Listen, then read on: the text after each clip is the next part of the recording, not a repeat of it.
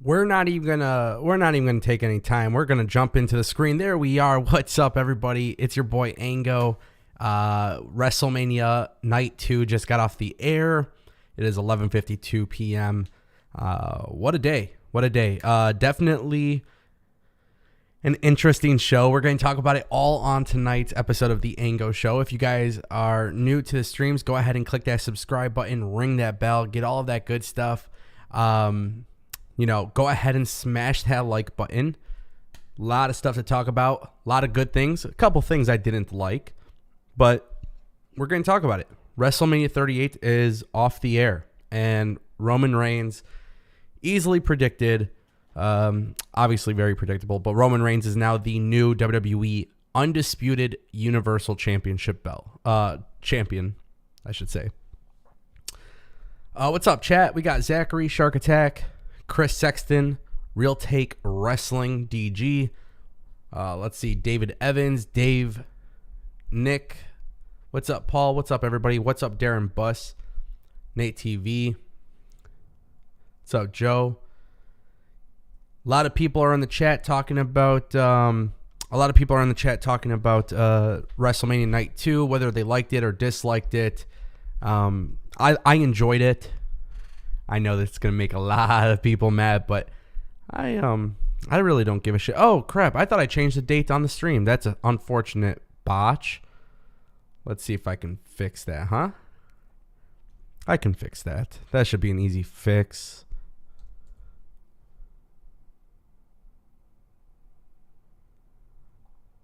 There we go. We fixed it. What's up, everybody? What's up, Mauricio? Appreciate you stopping by. Asawe, appreciate it. RWMJ, welcome to the stream. Guys, this is going to piss a lot of people off. I really did enjoy WrestleMania Night 2. And if you don't like positive people, this is not the stream for you. That's for sure. If you like miserable people talking about wrestling, you can go watch them. Tonight, we're going to keep things positive. With that being said, there were a couple things I didn't like. For sure. The Sheamus and the New Day thing to me was just super rushed. It was like a 2-minute match. So there's not, I'm not going to defend WWE through and through, but Night 2 was an enjoyable experience. I enjoyed myself tonight. And, it's just a really fun time to be a wrestling fan. There's like a lot of things happening, a lot of good things going on in pro wrestling. And, I think we gotta stop this wrestling tribalism. We got to stop this, bullshit of what wrestling is supposed to be. I see a lot of people, they're trying to, look, me personally, just personally speaking, I've seen a lot of people try to say that WWE shouldn't do what they did with Johnny Knoxville. And, guys, wrestling today, it was just nice to, have a good time, watch some wrestling, and chill. With that being said, if you guys could smash that like button. We still got a lot of people joining the stream at this time. What's up, Lil Ron? What's up, Gold Mickey? Genio Allen, welcome. John Hinojosa says, Night 1 was better than Night 2, but still a good show. Thanks, John.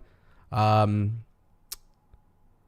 was some really cool stuff. AEW Italy section, worst WrestleMania ever. I'm pretty sure you've told me before you don't even watch WWE. Oh, man. That's what they all say. They all say they don't watch WWE, but it appears that everybody's watching WWE. It's amazing how it goes. BHHD Ty says top 10 Mania all time, best since 31 easily. Yeah, it's for sure. I would definitely agree with that. We got a super chat from Albert Ponce, $2 kicking off the super chat party. Thank you, Albert. If you guys want to contribute to the super chat goal, we're going to get a new camera. For those who have been following the Ango show, know that the camera overheats within 40 minutes or so. Thank you, Albert, for your $2 super chat. I appreciate it, brother. You're a real one. What did everybody think of WrestleMania? I'm curious to hear you guys' opinions. I know this is definitely felt like a WrestleMania. That is for sure. Definitely. We just got another super chat. Let's pull that up. So we just got another super chat. Who is that from? We got a super chat for $5 from David Evans. Want to kick off this stream with a hell yeah.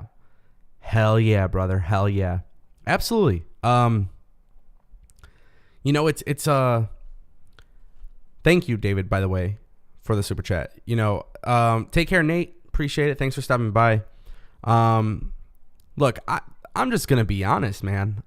I enjoyed tonight's WrestleMania show.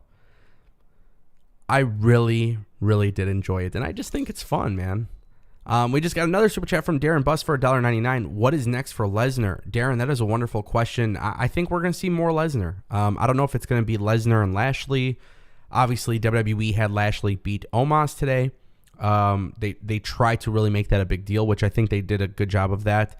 It was good to see Lashley back in full force in front of the crowd, get a good reaction. I would love to see Lashley and Lesnar build something special. I don't know. Babyface Lesnar, it's very interesting. So very, very cool stuff. Thank you, David and Darren and Albert, for your guys' super chats. I appreciate it. I really genuinely enjoyed WrestleMania, and I think that bothers people for sure.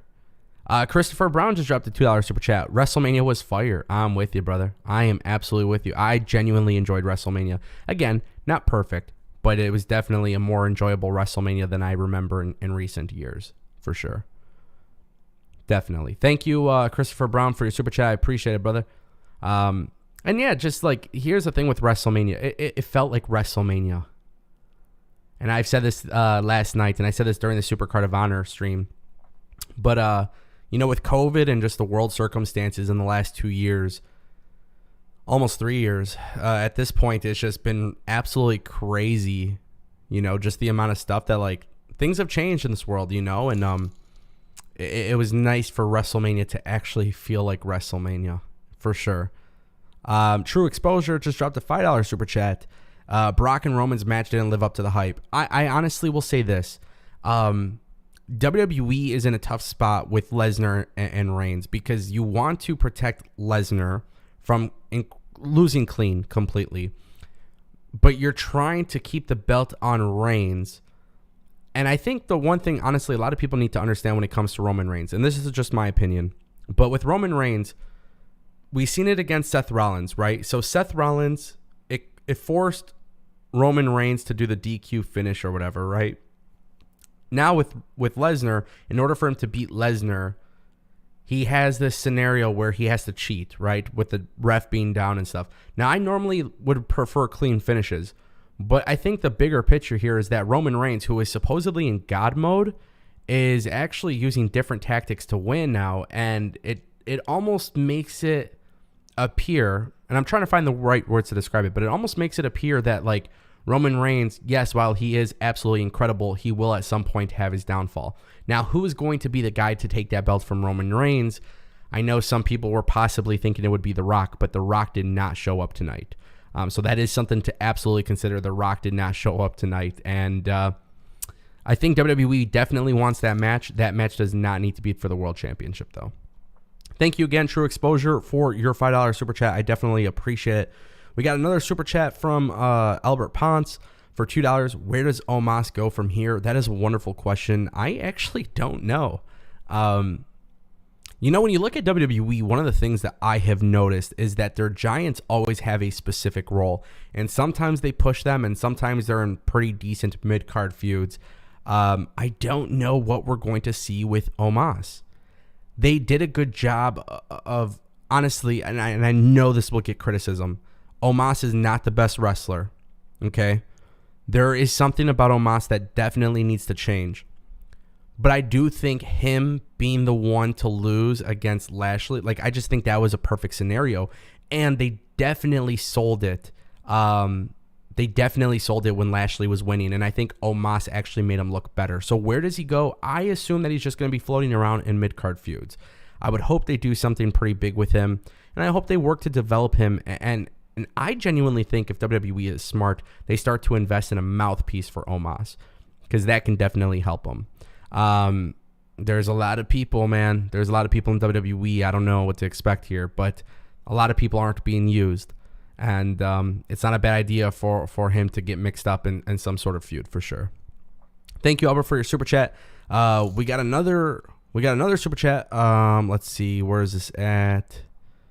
From NSG MMA. I'm not a I'm not about the outcome. It's about the 6 moves that they use combined. What was that? It was weak for a Raw main event. Thank you, NSG MMA, for the $5 super chat. Yeah. So as far as that goes, I think, the match itself, I think you need to have expectations, the proper expectations.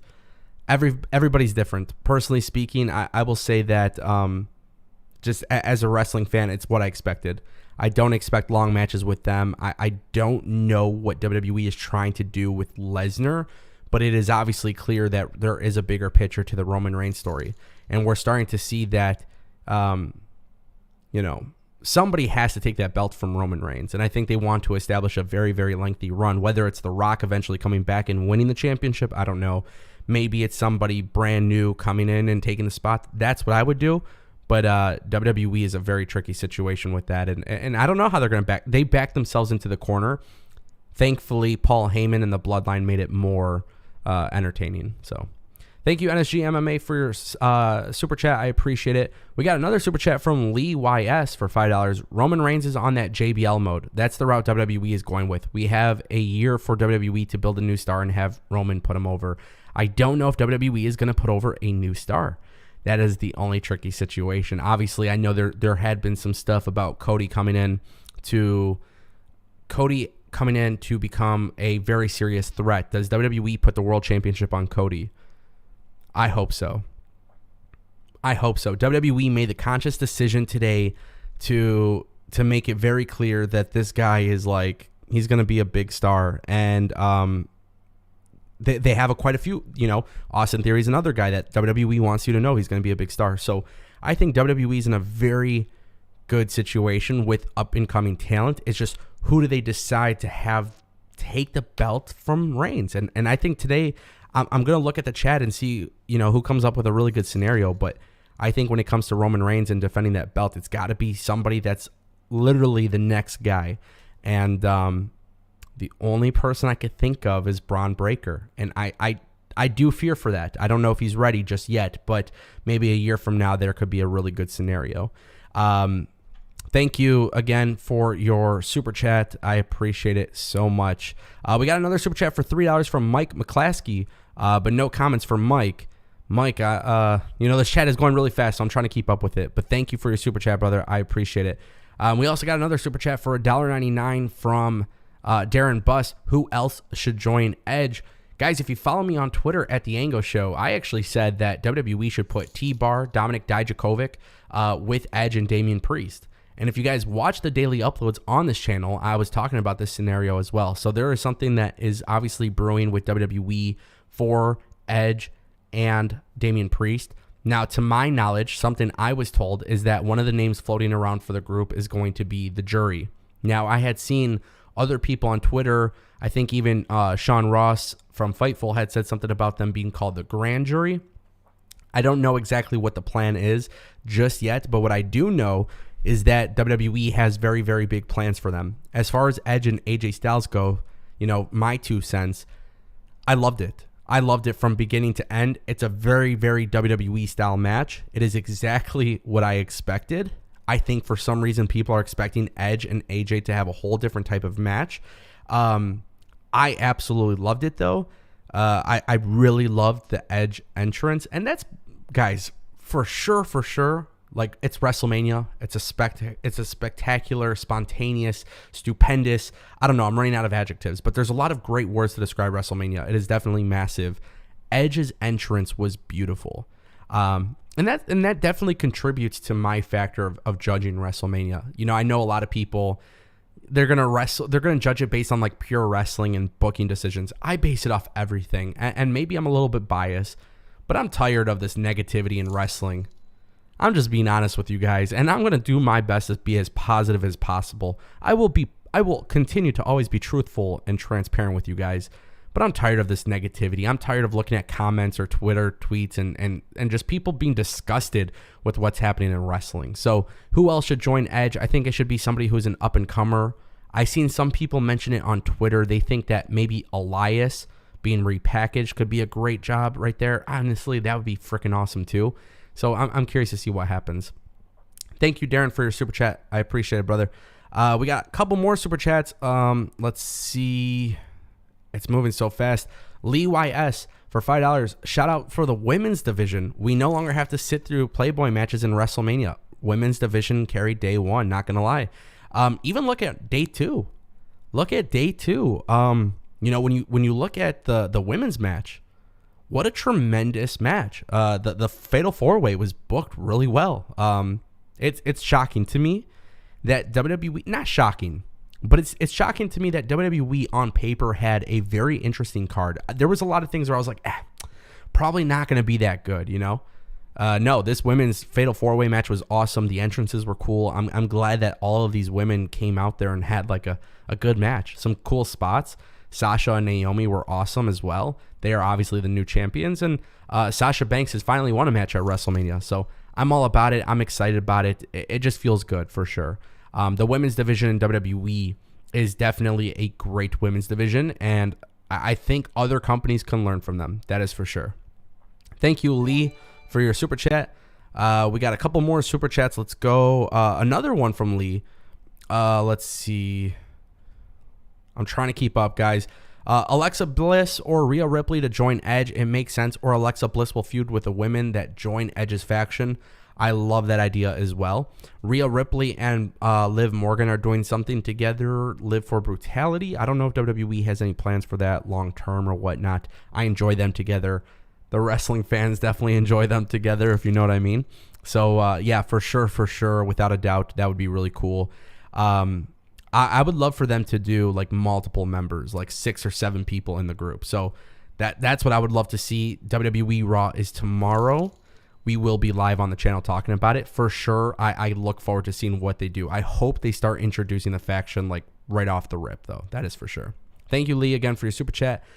We got another super chat from NSG MMA for $5. The fact that Vince attempted to take those bumps at this age, that fall from the apron looked a little crazy rough. Crazy. Yeah, 100%. Without a doubt, no doubt about it. Vince McMahon, and here's the thing. You got a lot of people talking shit about Vince McMahon putting himself in a match with Pat McAfee and all of this stuff. First of all, Pat McAfee and Austin Theory had the entire stadium rocking. They may have had the most crowd interaction aside from the Cody Rhodes thing. So that in itself was awesome.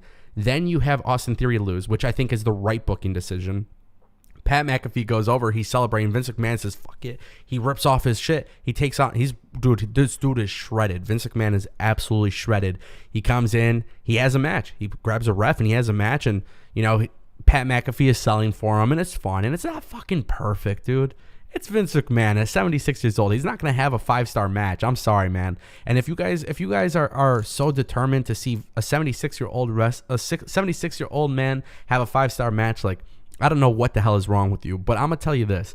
I really enjoyed this segment. From the minute that Pat McAfee and Austin Theory came out, the time that they were wrestling, from that all the way until Vince McMahon took that incredibly terrible, botched stunner. And, the funny thing is, there was Stone Cold and he was laughing it off and they were having fun and drinking beer. And then Pat McAfee took a stunner. That was honestly a really good moment. And again, when I talk about my favorite WrestleManias, it's not just about matches. Yeah, sometimes the match finishes have to be right in booking decisions, but I factor in so much more. And I factor in entertainment value. And I factor in energy. And, the one thing that WWE does, and I honestly believe this about WWE, and I think this honestly angers people, but WWE events are supposed to trigger an emotion, whether it's positive or negative, whether it's the good guy or the bad guy. And WrestleMania 38 did that. It felt good to be a fan again. After the last 2 years that we had with COVID, and just pandemic and lockdowns and all of these different things that you can imagine, wrestling, it wasn't entertaining for a while. And to see WrestleMania just feel like WrestleMania again, it was amazing. So look, Vince McMahon didn't have a 5-star match with Pat McAfee, but what he did do was definitely get people excited, and that emotion was just amazing. So yeah, thank you NSG MMA for the super chat. I appreciate it, brother. We got a couple more super chats. Sam Piboon, let's see, where is this at? Sorry, guys. I'm trying to keep up as fast as possible. Sam Piboon says, can Cody Rhodes beat Roman Reigns at SummerSlam if they book them at SummerSlam for both World Championship belts? Sam, I love this question. I don't know what they're going to do with him because we don't know if it's going to be one belt, two belts, whatever it may be. It sounds like it's going to be two different belts with the Undisputed name. If that's the case, and I think Roman Reigns will drop one of the belts to Cody or somebody else, right? I think there's an opportunity there. I would assume that Lesnar versus Reigns will happen at WrestleMania Backlash. Maybe. I don't know. But for SummerSlam, I would definitely look at doing Cody Rhodes versus Roman Reigns. And if the opportunity presents itself, you know, I really love doing these review shows and producing content. It's a little bit difficult to do that while you're at the arena or stadium. But if the circumstances are right, I would love to be at SummerSlam and covering the event and maybe even doing interviews.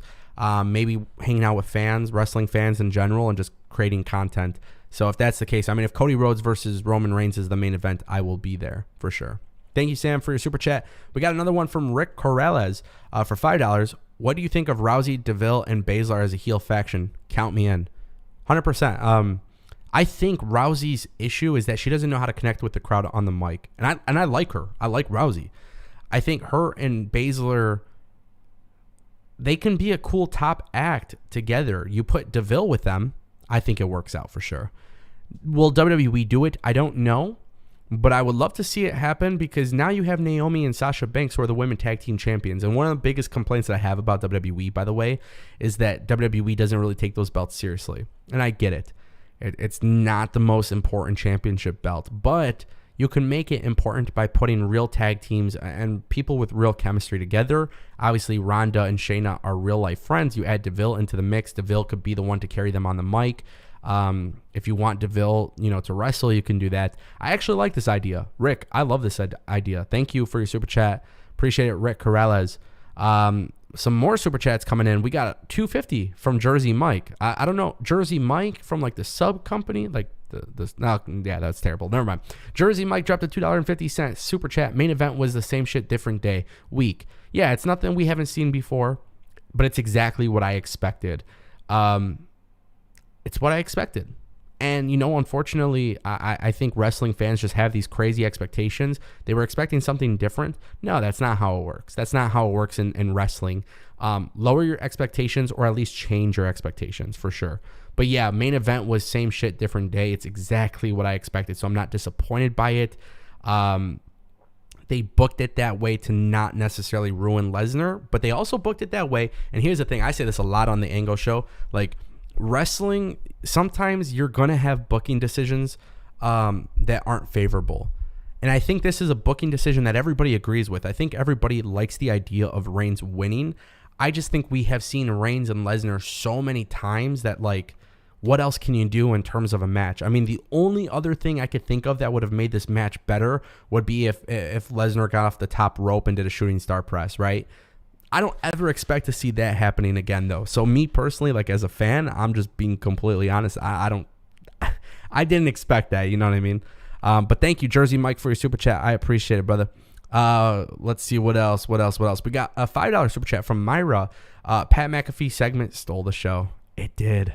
It really did, Myra. It really did. And the best part about it is Pat McAfee going into WrestleMania. It should be a yearly thing. I do think so. I think from the time that he made his entrance to literally everything that happened in this match, it was just so fun. And I think like from a fan perspective, truth be told, like, and I say this from a fan perspective. I don't say this as like a YouTuber or a content creator or anything like that, but it's nice to see people from the outside come into pro wrestling and actually be good at it. Say what you will about Logan Paul. Say what you will about Bad Bunny. Say what you will about any of these celebrities. But there is something about Pat McAfee. He gets it. And I know this is going to piss a lot of people off, but I'm just being honest. Because honesty is the policy. It's the best policy. Pat McAfee is better than a lot of people in the WWE roster. Pat McAfee is also better than a lot of people in the AEW and Impact Wrestling roster. And I know that's going to drive people crazy, but he gets it. He gets it. He's having this match midway through. And by the way, the best part about it, he puts on the commentator headset and he's commentating while he's wrestling. It was just very fun, good energy, exciting. The crowd, honestly, and again, it just kind of goes back to what I said earlier in the stream, but WWE had kind of gotten to the point where with their WrestleManias that their crowd hasn't always been that intrigued. They haven't. And this was really nice to see that. They were intrigued. They were interested. They were devoted to it. They were enjoying the show. They really made it a fun atmosphere. And, you know, I think what it comes down to too is like, you know, a lot of fans get so concerned about what these celebrities do, by the way, about respecting the business. I love that. I love when a wrestling fan says something about respecting the business, because I don't know. I think there's a difference between a fan like me. I respect what every wrestler does because I like it's not easy, right? You got to put in the work, right?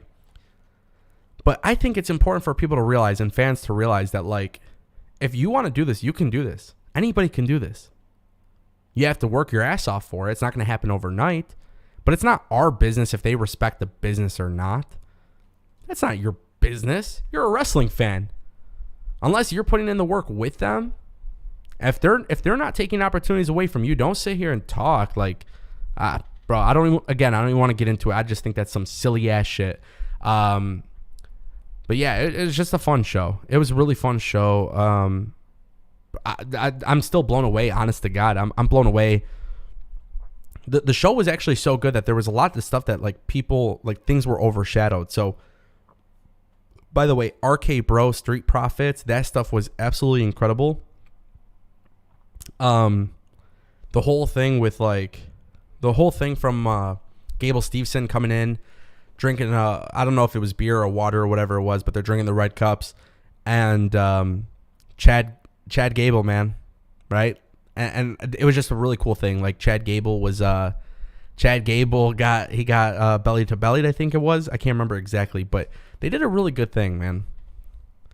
It was just a cool moment. Now people know what Gable Stevenson's about. I think there's a program there with Alpha Academy. I don't know what the hell they're explaining, but now I'm intrigued to see that. RK Bro was absolutely electric. They got the crowd. I mean, what a perfect match. You know, and it definitely lightened up the mood too, because people got to realize one of the things, the show actually started off kind of sad because Triple H came in and retired, like officially. He put his boots on the mat and everything, and it was just a really beautiful segment. When RK Bro and, you know, Alpha Academy and Street Profits came out and had their match, that was awesome. Then what happens after that is that post-match segment. It was just like a really cool way to start the show. And I think a lot of people are actually like Riddle doing the off the rope RKO, and then of course you have Randy Orton do the RKO to Chad Gable. It was just it was off to such a sweet start. It was just enjoyable, and I think that right there was kind of like solidifying, like, all right, bet, like WrestleMania is about to start off really good, and then you go through the card and like you're excited for certain matches and you can't wait to get to them. But then you're watching and you're like, oh, this is good. Like, Omos and Lashley wasn't really a WrestleMania match, you know? I like when you see Sheamus and them going for 2 minutes and you see Omos and Lashley having this match, but I get why WWE did it. I'm not saying I liked it, but I see why they did it. So it was totally cool. It was just fun, man. It was really fun. I really enjoyed it. To me though, the whole thing is like the Johnny Knoxville stuff. You know, it's not for everybody. Give me a second. I just dropped my mic. Yeah. So the Johnny Knoxville stuff was like, I get it's not everybody's cup of tea. For me, what I liked about the Johnny Knoxville thing was that I just got to be a fan, sit down, shut up, and just literally watch it and see it unfold as it happens. And as a person who does YouTube and like analyzing wrestling, like I totally get why people don't enjoy it. But my advice is like, just have fun, learn to laugh a little bit. Really, that's what I would say is like just learn to laugh, because I was trying to like, I'm telling you, on paper, it was one of those things where I was like, okay, I won't be shocked if this is like really good, but I don't think it's going to be really good. And like, again, Johnny Knoxville, it's just like all these other celebrities that came into WrestleMania this year. It just, they really put in the work, man. Logan Paul, Johnny Knoxville, Pat McAfee, all of these guys literally, they did some great stuff. Lloyd in the chat says, what happened to the rumor about the feed coming to WrestleMania bullcrap? Nobody said that Bray Wyatt's going to be at WrestleMania. I can talk about me personally, like from my perspective. I said that Bray Wyatt was in Dallas for WrestleCon, not WrestleMania. So I don't know who's telling you that Bray Wyatt's going to be in WrestleMania, but Bray Wyatt ain't coming back. Not at WrestleMania. It didn't happen. Also learn, we're all pretty smart fans. We all enjoy the dirt sheet talk. We all enjoy talking about wrestling and the inside stuff or whatever. But I think a lot of people are like, you're building your expectations based on what some reporters write or something. Like, you can't be doing that. You can't be doing that, because if that's the case, you got a whole bunch of people telling you stuff. And like, did you expect Vince McMahon to actually wrestle a match? No. Knoxville got superplexed, or what was it? Knoxville got suplexed through a table and immediately kicked out. What? Yeah, that's exactly what he did. He's not the best, man. It's not going to look. I get it. I understand that Johnny Knoxville didn't kick out. I totally get what you're saying. But, guys, he's Johnny freaking Knoxville. It was just fun to see some stuff happen that you typically don't see.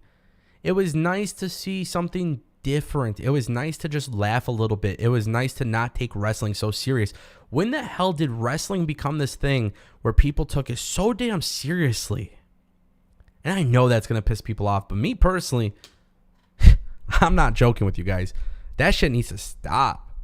Because so many people talk about Attitude Era. We want the Attitude Era back. What the fuck do we want the Attitude Era back for if we see a big hand slap somebody, Sami Zayn gets slapped by the big hand machine thing, and like, what? You guys want the Attitude Era for what? The Attitude Era was losing to WCW. WWE was losing to WCW. When I go back in history and look at wrestling, the Attitude was enjoyable back then. Why do we want these things repeated? You just have to accept that the Attitude Era is done and gone with. It had its moments, it had its good stuff, but for the most part, like, WCW back then was putting out good TV. There's still a lot of good wrestling, and look at wrestling today. Like, there's so many good wrestling companies to watch, and some of them have the silly stuff and some of them don't, and it's just all about being an open-minded person. So Myra dropped another $5 super chat. The Johnny Knoxville segment delivered. I kept an open mind about it, and it was entertaining through the entire match. And Wee Man with the move, right? Like, imagine that, like a nice little, slam from Wee Man. Was it a body slam? I think, if I remember correctly. Like, it was just kind of cool to see that, right? You should have known there was going to be some shenanigans, right? I don't know. To me, I think people are trying to take this wrestling stuff too serious, and it doesn't have to be too serious. And the cool thing is, there's a lot of options. By the way, there's a lot of options. You can watch a ton of wrestling, so watch it. Thank you, Myra, for your $5 super chat. Lee just dropped a $5 super chat. Shout out to Abyss from TNA for producing his first WrestleMania match. He produced Drew vs. Happy. Oh, no way. Congrats to him. Yeah, thank you, Lee, for your super chat. I did not hear about this, actually. I know, as far as producers go, I know I didn't look at the list or whatever has been reported. I did look, what was it? Who was it? I saw Sean Daivari and Tyson Kidd produced the women's tag team match, which is awesome. Abyss had been working with WWE for a little bit, with Petey Williams as well, both from TNA. Vince McMahon is reportedly very high on both of them. I've heard that scenario so many times at this point, which is great. That's fantastic. It is absolutely amazing to hear. Abyss is great, and I think I don't know if Joseph Park is his real name, but when he had that gimmick, kind of off topic, but when he was Joseph Park, it was just really cool to see that too. He was able to do some other stuff other than just being in a mask all day. By the way, Drew versus Happy Corbin, I actually liked that match, which was a match that I didn't expect to like, and I liked it, and I think it served its purpose. So congrats to him, because it definitely delivered. I see some people in the chat saying Abyss versus Undertaker. Yeah, that would have been fun, man. That would have been fun. I think it was offered to him at one point. If I remember correctly, somebody could probably find it, but I think it was offered to him at one point that he was supposed to actually have a WrestleMania match and then decided not to, or he didn't want to leave TNA. I'm not sure what it was. I can't remember entirely, but thank you, Lee, for your $5 super chat. Appreciate it. Let's see what else we got. We're almost halfway to super chat goal, by the way, just letting you guys know. A lot of people in the chat. MGT says, do you know why AJ Styles bled when making his entrance? He walked into the Dallas Star, the WrestleMania Star, and cut his head. There's a video about it on Twitter, by the way. We got a super chat from Albert Pons for $2. Speedball Mike Bailey versus Effie match of the weekend. I have not watched this yet. I have not watched it. I've heard great things. I'm a huge Speedball Mike Bailey fan. Speedball Mike Bailey has been absolutely killing it in Impact. A lot of people that I talk to don't really like Effie because they say Effie is not a good worker. I was watching Effie versus Minoru Suzuki. And again, it's just the silly wrestling, fun stuff. Like I love a little bit of everything. That's fun. Speedball Mike Bailey versus Effie is something I definitely got to look into. Thank you, Albert, for your super chat. Appreciate it, brother. Lee with another $5 super chat. Chris Abyss Park. Yep, I'm donating $5 just to correct it. Wow. Okay, so Joseph Park was the gimmick name then, if I remember correctly. Because I remember he became this lawyer in Impact, and it was so dumb and stupid. But again, it's just like, it was kind of nice to see a little bit of fun, you know. Thank you for the super chat, brother. Appreciate it. Thank you so much. Stone Cold Steve Austin stole the show today. Yeah, man, that was fun, dude. I don't know. For me, watching Stone Cold as a kid growing up, like there's just like something about that Stone Cold Steve Austin pop, right? Stone Cold comes out, absolutely goes off, and then it was just cool. It was fun. It's nice to see him, and it was cool. You know, yesterday doing the stunner to Byron Saxton, it was just very full circle, and then today stunning Vince McMahon. Bro, I can't believe there's literally people on Twitter pissed off about that. Fucking, I don't understand that. I don't understand what you guys are expecting from Vince McMahon. This guy is 76 years old. We sit here and we talk about how we love WrestleMania. This dude pulls it off at 76 years old. We can say he's disconnected, but nah, he's great, man. Vince is awesome. And the best part is, for him to even want to take a stunner is beautiful. And I just can't believe people are even like disappointed about it. Truth be told, I'm just shocked that people are even disappointed. I found that crazy. I just couldn't believe we even had that moment. That was fun. To me, that was fun. So, hey, I genuinely would say this too. It just goes to show you that you don't have to do 100 Canadian destroyers to entertain a huge crowd of 60, 70,000 people, right? Stone Cold, Vince McMahon, Austin Theory, Pat McAfee. The co-main event, by the way, co-main event. Austin Theory is the future. WWE wants you to know that he's the future. He's got money written all over him. At some point, we will see him come into his own. He'll definitely do it. West831, brother, thank you for stopping by in the chat. I just seen you were here. Y'all worked yourselves up thinking The Rock was going to appear? ? I'm happy Reigns won. I'm 100% happy Reigns won. I do believe 100% that it will be The Rock and Reigns at Los Angeles. Or Hollywood, I should say. What are they? They're billing it as WrestleMania Hollywood. Mark my words now, too, because it's April 4th, 2022. I'm going to be there for sure, without a doubt. I'm going to be there. I knew The Rock wasn't going to be there. I don't care, you know? I'm just enjoying it for what it is. I think it's the best part about wrestling, man. Just have a good time and watch it and take it for what it is. Yeah, was Roman Reigns and Lesnar not a freaking amazing match? Nah, it's exactly what I expected. And then I didn't expect The Rock. I expected the visual to be about the bloodline. Guys, set the right expectations for yourself.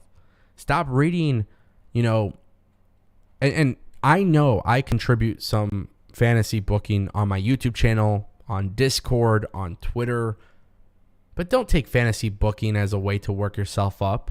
Please don't do that. I see a lot of people do that for some reason. Please don't do that. Please, please, please.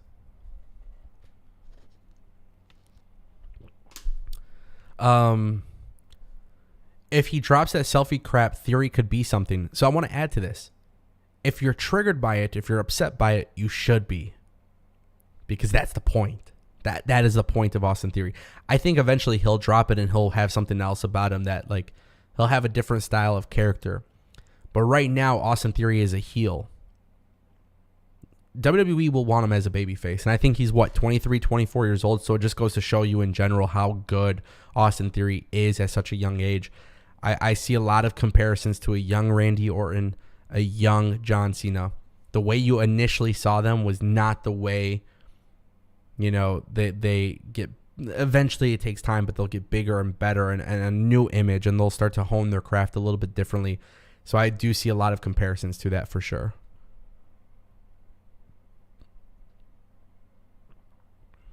So a lot of people are asking in the chat, what happened to AJ Styles? So AJ Styles, when walking through the entrance, he cut himself. He nicked his head on the entrance, the star, Titantron, whatever you want to call it. He nicked his head. So that's why he was bleeding.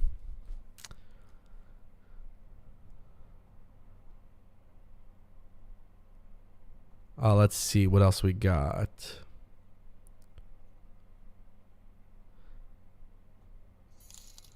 William Combs, I hope I'm pronouncing that right, with a $4.99 super chat. Night 1 destroyed Night 2, hands down. Patty Mac was the bright spot of Night 2. Ending with Brock and Roman seemed weird. Who will Cody face next? I can't pick between Night 1 and Night 2. It is very difficult for me to do that. I'm just being completely honest, completely transparent. I am struggling to compare. I think both of them had some really good moments. Honestly, I really do genuinely believe that. I really think Night 1 and Night 2 were really good. And I think both of them also had some bad stuff, right? But you got to have some filler. You got to have filler on WrestleMania. I didn't like the New Day losing in 2 minutes to Ridge Holland and Sheamus. But they put it together in a logical way. I'm not going to sit here and act like WWE messed something up. It was logical. I don't like it, but I get why they did it. I don't really have an issue with why they did it or how they did it. Just something to keep in mind. Thank you, William, for your super chat. Appreciate it, brother. Myra said in the chat, at least you acknowledge you feed into it, but as you say, you can't become consumed by fantasy booking either. I love fantasy booking. I think a lot of people don't realize, eventually I would love to work for a wrestling company in a creative capacity. It's a very, very far-fetched goal. I don't know in my life if I'll ever achieve that goal, but I've always found myself to be a creative person. Whether it's TV, film, wrestling, I've always been creative. So it's amazing when you could come up with fantasy booking. And by the way, I'll tell you guys, it's not just something I do, but there's times where I'll fantasy book something and I'll talk about it on the show, maybe with my friends, whatever it may be. When I fantasy book stuff, I've had people literally tell me, and I'm not doing this to pat my back. I'm just telling you guys this, this is why people become consumed by it. I've had people tell me, they're like, dude, you should work for WWE. That sounds like something that would be really cool and the fans would love it. And I think what ends up happening is, as we all fantasy book, people are becoming so consumed by it where it's like, hey, this actually sounds so legit that now I'm going to be disappointed if it doesn't happen. You can't do that. You should be able to fantasy book and talk about wrestling and enjoy wrestling for what it is. But also at the same time, too, you need to understand that, it's not coming from a WWE creative writer or an executive or anything like that. And that's the big thing.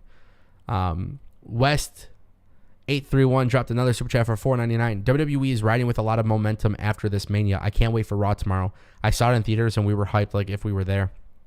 Absolutely, brother. Yeah, The energy is insane, and I've been saying this for a while. And I feel bad because I feel like I've always covered a lot of wrestling companies. I've covered every wrestling company. And for those who really know Ango on YouTube from like 6 years ago, I always cover the alternative to WWE. I saw myself losing interest from WWE. Truth be told, I believe I'm in a situation right now as it stands. You guys will see more WWE content on this channel. More WWE news, more WWE rumors. You guys will see more WWE. You know, the Raw, NXT, SmackDown shows will continue. These live streams, we're going to continue doing them. We're having fun with it. So I do believe WWE is riding with a lot of momentum. And also, I think, too, another thing that you guys got to consider is wrestling in general is just having a lot of momentum. And here on the Ango Show, baby, that's what we do. We talk about wrestling. At the end of the day, we talk about wrestling. The good stuff, the bad stuff, the cringy stuff, the stupid stuff. You might disagree. You might agree. But ultimately, what we're doing, fam, is we're just talking about wrestling. And we're building a sweet-ass community while doing it. And, you know, sometimes it's good. Sometimes it's bad. We're going to keep talking about it. We're going to laugh at it together. Because that's what wrestling does. Wrestling brings emotion. So we're going to laugh. We're going to yell. We're going to be disappointed. We're going to be sad. We're going to be happy. We're going to love it together. And we might hate it together. We might agree. We might disagree. But right now, WWE, I feel like, is starting to get back on track. I've noticed it lately, probably in the last 2 months, roughly. And now it just seems like they're ready to go forward with it. Hopefully they can continue to bring out some good television. Because ultimately, when you're watching WWE too, and I think there's a lot of content. There's a lot of wrestling out there. You got to pace yourself the right way. People feel the burnout for sure. Watch it at your own risk. Don't get into social media. Don't get into all that stuff. Watch it and then go on social media and talk about it. But when you're watching a show, don't let these people try to tell you how to feel. That's what helps for sure. Wes dropped another super chat, by the way, for $1.99. Edge and Priest take my money, 100%. Yeah, I've been talking about it on the channel. Edge and Priest I love it. The finish for Edge and AJ Styles, again, I think WWE was trying to protect AJ Styles, which is totally cool. I get it. I love the idea of Edge working with up-and-coming talent. You add in T-Bar. Just change his name, right? Just call him Dijak or Dijakovic or something. Change his name back. Get rid of T-Bar. Put in T-Bar, Damian Priest. Put in Rhea Ripley and Liv Morgan. Elias. Make a big-ass faction out of it. Let's see what they do. I'm all for it. I love factions. And it's one of the things I love about AEW. I hated when Retribution didn't work out for WWE. It was ill-timed. It just didn't work. It didn't have a vision. The people they put in it, to me, I didn't like it at all. This is a faction. This is a group that I want to get behind. And I hope they do something good with it. Thank you, Wes, for your super chats, brother. Zachary dropped the super chat for $4.99. WWE gave us a match we all fantasy booked with AJ and Edge. Now with Cody and WWE, Bullet Club reunion could be a reality. WWE has been great lately. It honestly has been good. In terms of Bullet Club, who from Bullet Club is still in WWE, though? I'm trying to think. Because I can't think of somebody. Gallows and Anderson are back at Impact. Obviously, Finn Balor. Oh, Edge, Finn Balor. No, I'm sorry, Edge. AJ, Edge, and Cody, maybe? That could be an interesting thing. I don't know. WWE would be a fool to not mention the history and the evolution of that Bullet Club group. But I also think Bullet Club is dead. I don't think it's really popular anymore. It's definitely not at its peak for sure. Thank you, Zachary, for your super chat, brother. By the way, let me just put it on record. I actually thoroughly enjoyed AJ versus Edge, just so everybody knows. Lee dropped a $5 super chat. This week at AEW, quoting Kevin Nash, water got a little cold last night. Hit an iceberg called WrestleMania. Yeah, there's a lot of momentum. To me, I'm not comparing the two. I think comparing the two is ridiculous. You have WWE that is this massive company, and AEW is trying to get there. To me, I'm not with the tribalism. I see it in the chat. I don't know. I think it's odd. I don't really care for it. I don't even want to address it. It's not even stuff I'm going to be talking about anymore. I don't really want to compare the two unless it really makes sense to have a comparison in the conversation.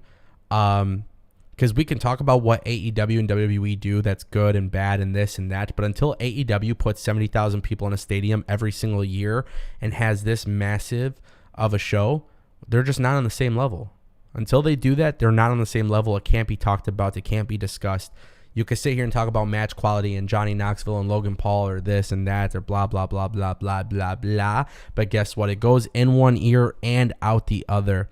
I'm done with the comparisons. I'm done with talking about AEW and WWE as they're both on the same level. They both do some really good television and they both do some really good wrestling. And what I would do is encourage wrestling fans to just get out of that mindset, because that would be a really good idea. I truthfully believe it would be a good idea. Just get out of this mindset, this tribalism, this back and forth, this versus, this company versus this company. Both companies are doing great stuff. I know this is going to blow your mind. There was a ton of AEW talent reportedly backstage at WrestleMania supporting Cody and supporting the other talent. So just keep that in mind. Just keep that in mind. I think AEW is definitely, and truth be told, I think AEW is definitely going to lose a little bit of momentum because of Cody. But the cool thing is Tony Khan knows how to write good television. Tony Khan knows how to book a good wrestling show. So I'm not really worried about it. I don't think AEW has anything to worry about with Cody. It might slow down the momentum, but I think this will be some good stuff. So, Lee, by the way, became a new member. Lee YS, thank you. Appreciate that. Welcome to the membership. Send me an email, Tony@DestinationPW. And if you have a Discord, I could get you the VIP access as well. I would love to have you in the VIP. Coincidentally enough, I know this is random, but since we're talking about Discord, we all have like this idea for like weight loss and health. So now we just added a portion of the Discord to talk about that. If you guys want to talk about health and fitness, about to get shredded, dude. Rick Corrales dropped a $5 super chat. I'd like to see Asuka come back as a heel. She was a great heel. Yeah, no, I think Asuka coming back as a heel would be awesome. I don't know what their plan is. with Asuka. And it's actually kind of crazy I don't know what their plan is with Asuka, because I think Asuka is loved by the WWE universe, but I would love to see her have a really good heel run. My problem is I want to see fresh matchups for Bianca. And I don't want Bianca to lose the championship so soon. But I would love to see Bianca as a babyface versus Asuka as a heel. I don't want Asuka to lose. I really don't. I don't want to see Asuka lose. I want to see Asuka come back like incredibly strong.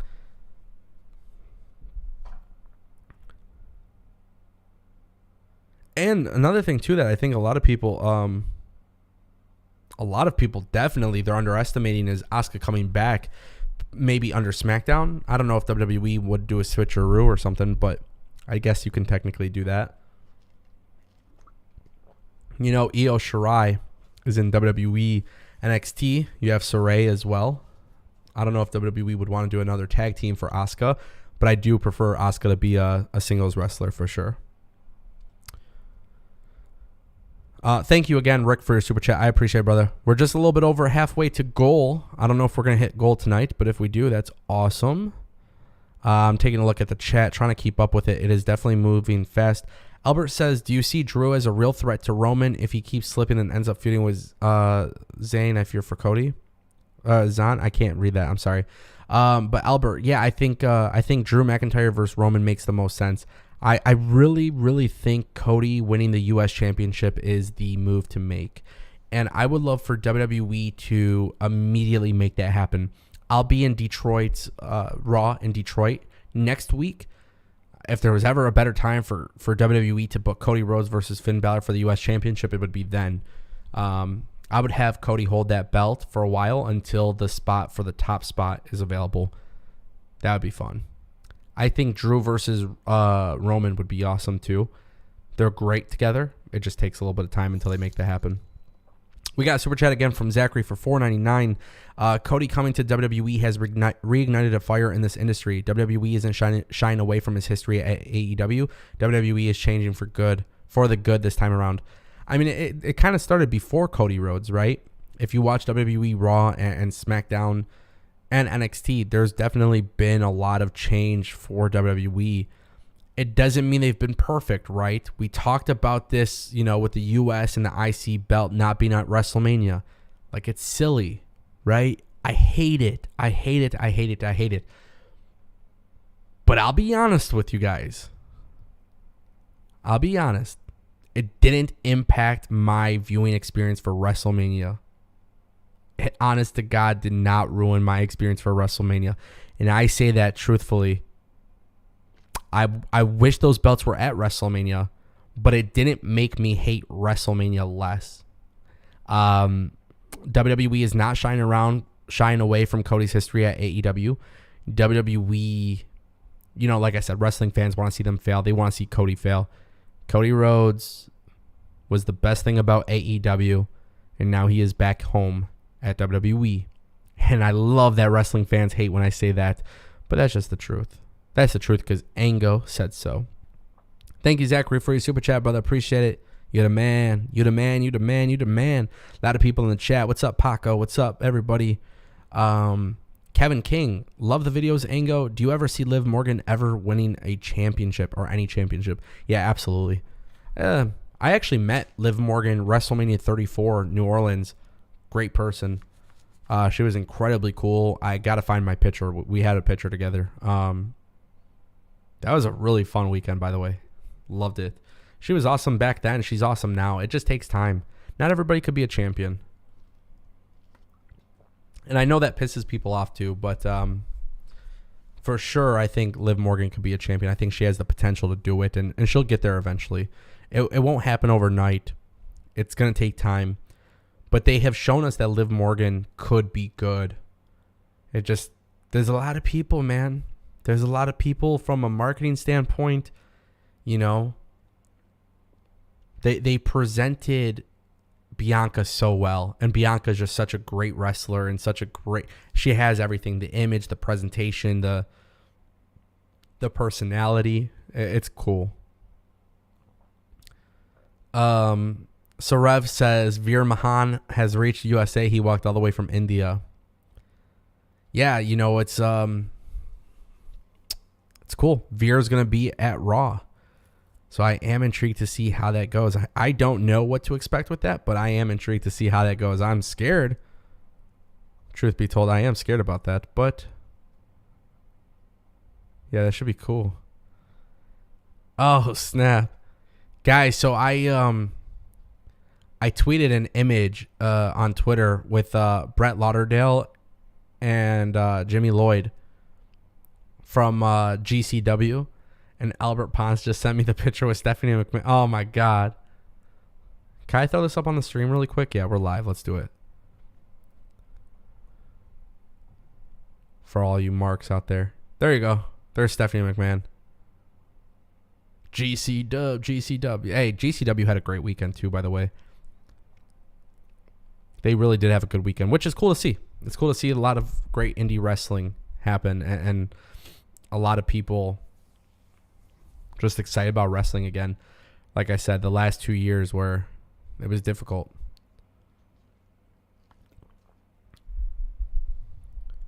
Jet Set says, is Bianca's long hair real or fake? I don't know. Good question. Probably real.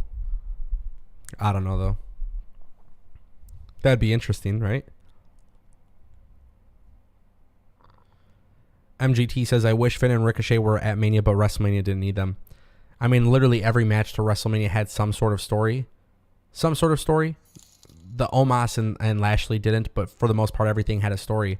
Those were the matches that garnished a reaction from people. That's what happened. It was a reaction. Night 1 and night 2, fans were reacting. And it wasn't because they were reacting to... It wasn't because they were reacting to good moves. They were reacting to good matches, good stories, things being explained, There's just levels to this stuff for sure. Albert Pons dropped a $5 super chat. Banks, Naomi, Shayna, Ronda, and Morgan. Ripley gives you a decent women's tag. Bring in 1 or 2 teams from NXT and you're good to go. Right? I definitely agree with that. Banks and Naomi, eventually I do see them splitting. I eventually see Banks going heel. I think Banks needs to have a major singles feud for WrestleMania 39. I don't know what they do or how they do it.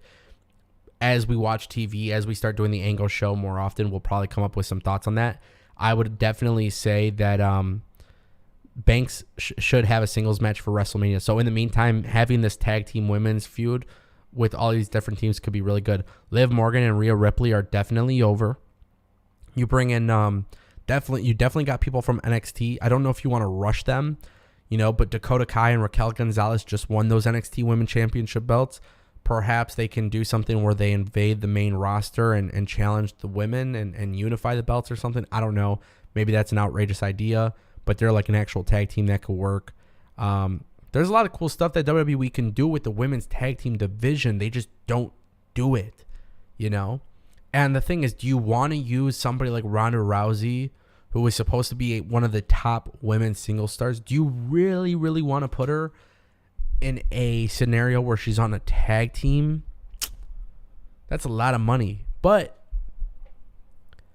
imagine you put Ronda Rousey and Shayna Baszler holding those belts. I mean, it would be kind of crazy, because guess who else exists in this women's division? You got Becky and Charlotte and Bayley. I'm just saying you have options. They just choose to not do it. It's definitely not a priority for sure. Thank you, Albert, for your super chat. Appreciate you, brother. You are the man. MLW is fire. Yes, they are. Double X says, what mic do you use? I can't tell you. They don't pay me for advertising. But I'm pretty sure you could figure it out. Every radio uses this mic. Fragmented Civility. Ronda's rematch with Charlotte will be when she wins the title and holds it for a year come Monday. I don't know what their plan is. I really don't know. So Rev says Seth Rollins taking 2 straight clean losses at WrestleMania. Weird for a top guy like Seth. No, it's not weird. It's not weird at all. WWE isn't shoving down your throat wins and losses. What they're doing is putting on great matches. They're putting on great stories. Seth Rollins just carried the biggest storyline for WrestleMania 38 without Cody on TV. Trust me, it's okay. Seth is not going to AEW, if that's what you're asking. Chester says, hey, Ango, do you think Bobby might be the next guy for Roman? If so, when? I don't know. That's a tough one. I think Lashley versus Reigns would be cool. I think Lashley versus Lesnar could be cool if they really built it up as a storyline and built on it. There's a lot of cool stuff they can do, honestly, with Lashley. I don't know what they're going to do just yet. Cedric Gilmer, what up, baby? What up, bruh? What up? Edge and Priest versus RK Bro. I think there could be a lot of potential there, but I think they're going to build a super group. I genuinely believe it. I've been talking about it nonstop on Discord and stuff. The jury, grand jury, whatever they're calling it. I want to see multiple members. I want to see it become a big faction. A lot of people lacking TV time. I know people are talking about this idea of maybe Elias could be in it. They're fantasy booking the Elias thing. That could be really fun for sure. If I'm WWE, and I'm telling you guys here on the Ango Show, if I'm WWE, I use Edge and Priest as a way to utilize talent that haven't been used. Whether that's Elias, T-Bar, Dominic Dijakovic, there's a lot of people you could put in there. Liv Morgan and Rhea Ripley, you could put them in there. I would love to see a group of 5-6 members. Let them do their own thing. I know a lot of people are trying to compare this to Ministry of Darkness 2.0, and that's a fun comparison. It's 2022. I saw Edge's WrestleMania entrance. It was absolutely beautiful. I think there's a lot of potential with this, and it only gets better and more beneficial for guys to be with Edge. It's just so fun. Wrestling is fun again. I love it. No complaints. Renee says, what was your best WrestleMania match of all time? That is so difficult to answer. It changes literally all the time. But what I will say is this. Right now, I don't look at one particular match. I look at several matches, right? And one of the things that I would love to mention here is that there were a lot of matches that took place tonight that I wouldn't say they were the best match of all time, but there was a lot of matches that took place this year at WrestleMania where I just was really excited about it. And I had no excitement prior. That's personally how I look at it. Paco says, dude, what was different about WrestleMania tonight? Everything was predictable as usual, fully scripted. Roman Reigns was supposed to win facing Brock. Nothing more than a ratings grab. Yeah, I don't think about this. I'm a fan. I don't think about these things. I don't care about predictability or not. I care about being entertained. I don't know. My head is not wrapped in the dirt sheets to the point where I forgot how to be a fan. And I think that was the most important thing that fans are starting to forget is how to be a fan. No shit, they're doing things for ratings. That's what television and film do. They do it for the intention of selling. If you don't like it, don't watch it. You're making them literally money if you're watching it. So I would just suggest don't watch it. If your argument is that it's too predictable, usually WrestleMania is predictable, and I'll be honest, I didn't find it too predictable. Yeah, Roman Reigns was predictable, but I'm not mad about it. I think people are just forgetting how to be a wrestling fan. That's my thing. And when you forget how to be a wrestling fan, you know what happens? You forget how to enjoy wrestling. And then it's not just wrestling, right? It's everything. You forget how to enjoy sports, how to enjoy film and TV. You forget so much on how to be a fan of normal things because you are too misguided by other people's opinions and all of these different things. Honestly, I feel like right now wrestling as a whole has been so entertaining, and yet we are sitting here complaining for the sake of complaining. I don't get it. I love it. I loved WrestleMania tonight. And you know what's really cool, guys? This is going to shock people too. But I'm going to tune in Monday, Tuesday, Wednesday, Thursday, Friday. Oh my God, there's wrestling every single day. We cover it here on the channel. And what makes it really fun is this is literally my job. This is literally my job, right? This is what I do for a living, and I have big plans for this. Imagine that. I get to work this amazing job where I love literally every single wrestling company I cover. You don't have bad days. You don't have bad days, that's for sure. West 831 499 super chat. I feel like WWE 2000. I feel like 2020. My bad, bro. I'm butchering this shit. My bad. I feel like in 2022 for WWE is a new beginning with 2.0 and all the releases that occurred, like a rebuilding. I'm happy all wrestling is on fire, and that's really what it is, right? We saw them rebrand. We saw WWE getting back to what they know works. And wrestling fans will typically complain, oh, WWE is only signing NFL players. They're only signing these types of people. They're only signing this person. WWE just made an exception. They just signed the EVP of AEW. Nonetheless, every company has something cool happening. I don't know why it's like this thing. Like, I don't know.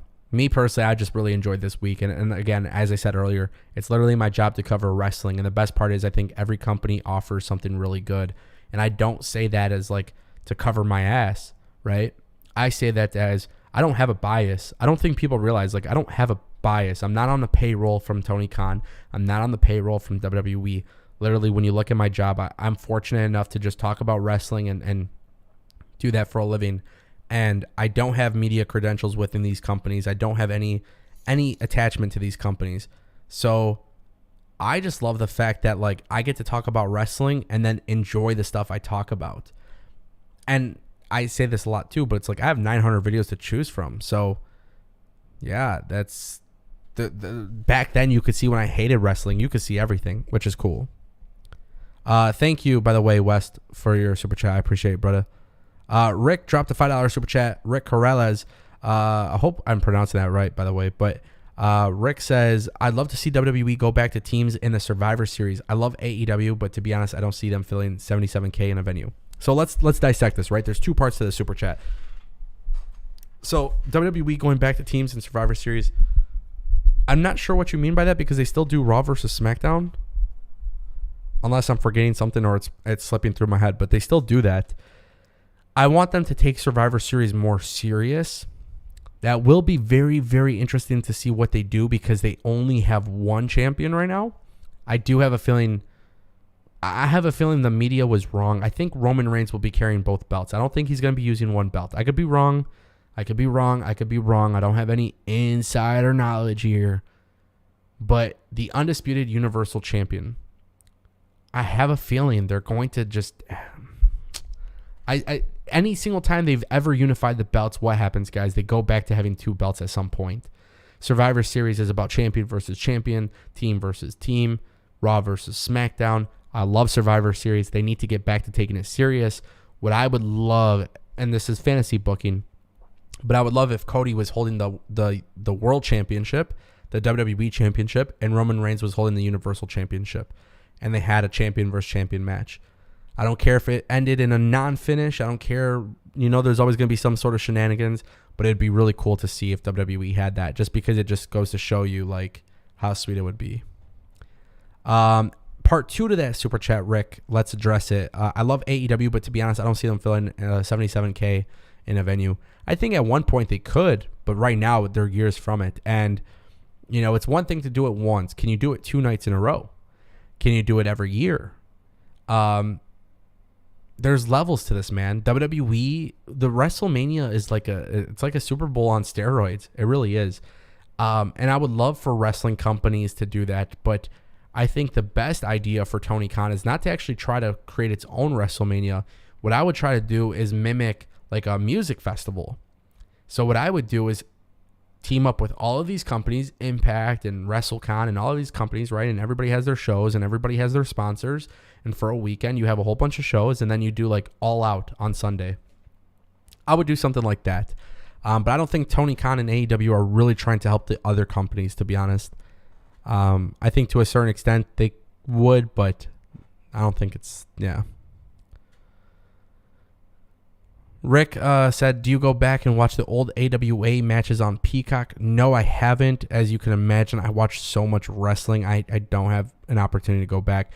What I would say, though, is if you want to recommend some matches, I'll be happy to go back and check them out, and we could actually talk about it.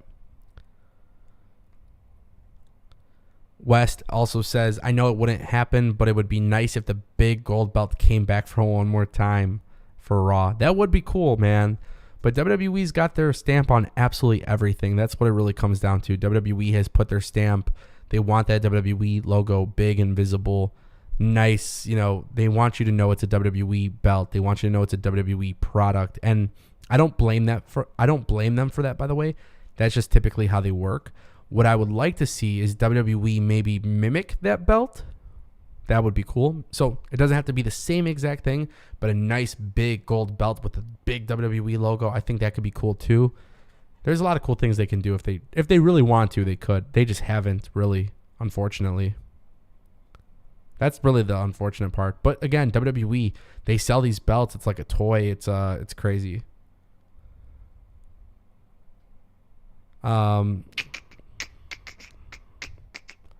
Let's see.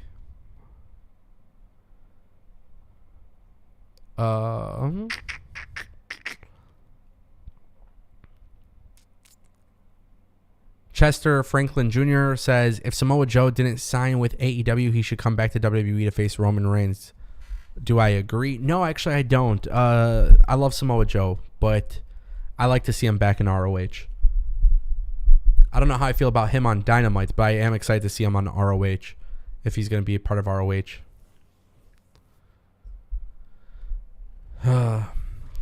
Yeah. I see some toxicity in the chat, so we'll just ignore that. Yeah. We just got a super chat from Tattoo Nick. See, I remembered, brother. Do you think Edge and Damian Priest, I'm guessing, will add someone and go up against Roman and the Usos as a faction and go for the titles? Wow. Tattoo Nick with a great question. Yeah, so as far as, okay, let's do a prediction, right? Let's just hide this person in our chat. Damn, these spam bots, these porn accounts or whatever the hell they are. So here's the thing. Thank you for the super chat, Tattoo Nick. Do I think Edge and Damian Priest will add someone and go up against Roman and the Usos? I actually never thought of this, and I absolutely would love it. But there are still so many other people I would love to see feud for the World Championship. And this is why I think they need to have 2 World Championships, one for Raw, one for SmackDown. I do think that will be the case.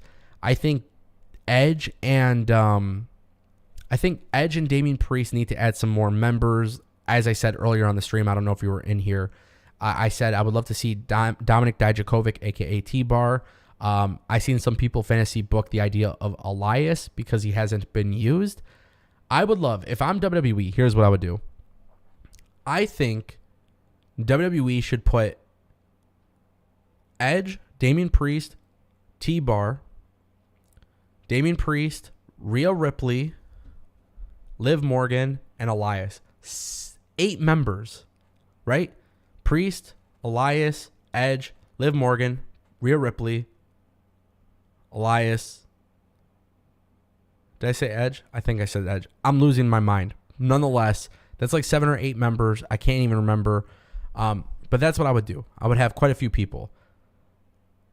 The reason why I would do that is because you don't have to be defined by championship belts or whatnot. But if WWE ever has one of them win championships, it definitely comes off good. So I don't want to see Edge and Priest be a tag team, but I want to see them do major storylines. I also want to see Cody Rhodes at the top of WWE. So how do you balance all of this out between Lashley? Because I think you can make a very good argument, by the way. Lashley, Lesnar, Cody, Seth, Owens, all of these people can literally be at the top for the championship. So there's just a lot to keep in mind. I think 2 belts makes the most sense, personally. But I will say this. I do like the idea of Edge in this group. I love the idea of that group going up against Roman in the Bloodline. I just think right now it's all about the Bloodline. So I don't expect them to win. So might as well save them from that. Thank you for your super chat, Tattoo Nick. You the man, bro. We got another super chat from Zachary for $4.99. I would have... Let me drink this water.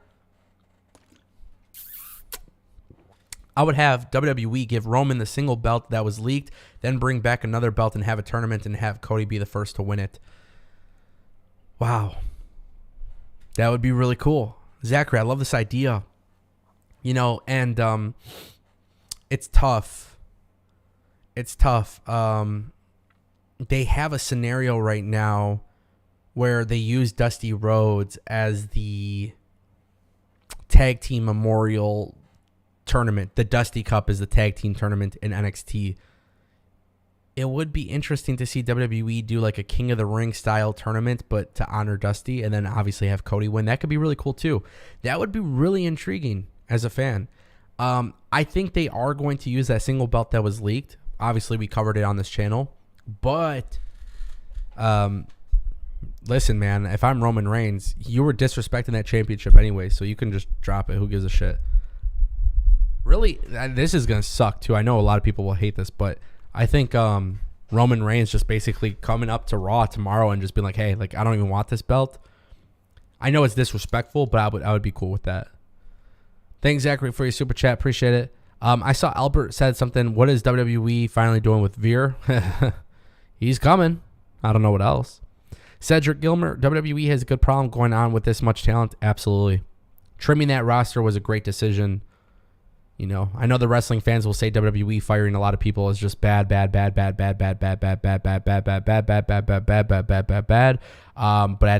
at the time of this recording, I'm going to tell you guys that WWE and AEW and Impact and everybody, they're going to have to cut their roster and use these people, because if you're not using talent, it doesn't work out. Your product suffers. And now that WWE is trimming their roster, it does require them to use most people. There's actually not a lot of people sitting in catering like it used to be, and that is a good thing. Obviously, I'm not advocating for WWE just firing people randomly, but I think it's a shitty behavior, but it is a business decision, and I can't sit here and tell you guys their business decisions are bad or good when I worked for companies that do the same bullshit as WWE. You know what I mean? So why defend WWE over these other companies that the common person works? That's not how it works. Thank you again, Zachary, for your super chat. West 831 dropping another super chat for $4.99. Fantasy booking. I hope Edge and Priest have a who is the higher power storyline type from the Ministry, and the Taker is the mastermind this time.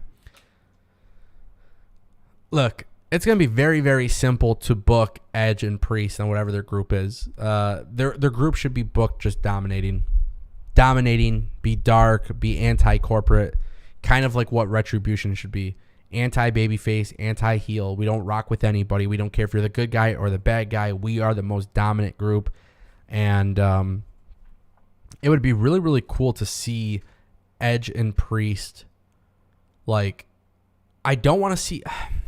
it's tough because I like Edge. Do you put Edge and Damian Priest as tag team champions? Not with those red goofy ass belts. If I'm WWE, I get rid of that shit real quick. I say, hey, get rid of these ugly ass belts. Let's put in some real championship belts. And then I would actually do Edge and Priest holding those belts. But until WWE gets rid of those red ass belts, the red and blue straps, to me, I know why they do it. That's that WWE stamp that I was talking about earlier, but I'm not with it.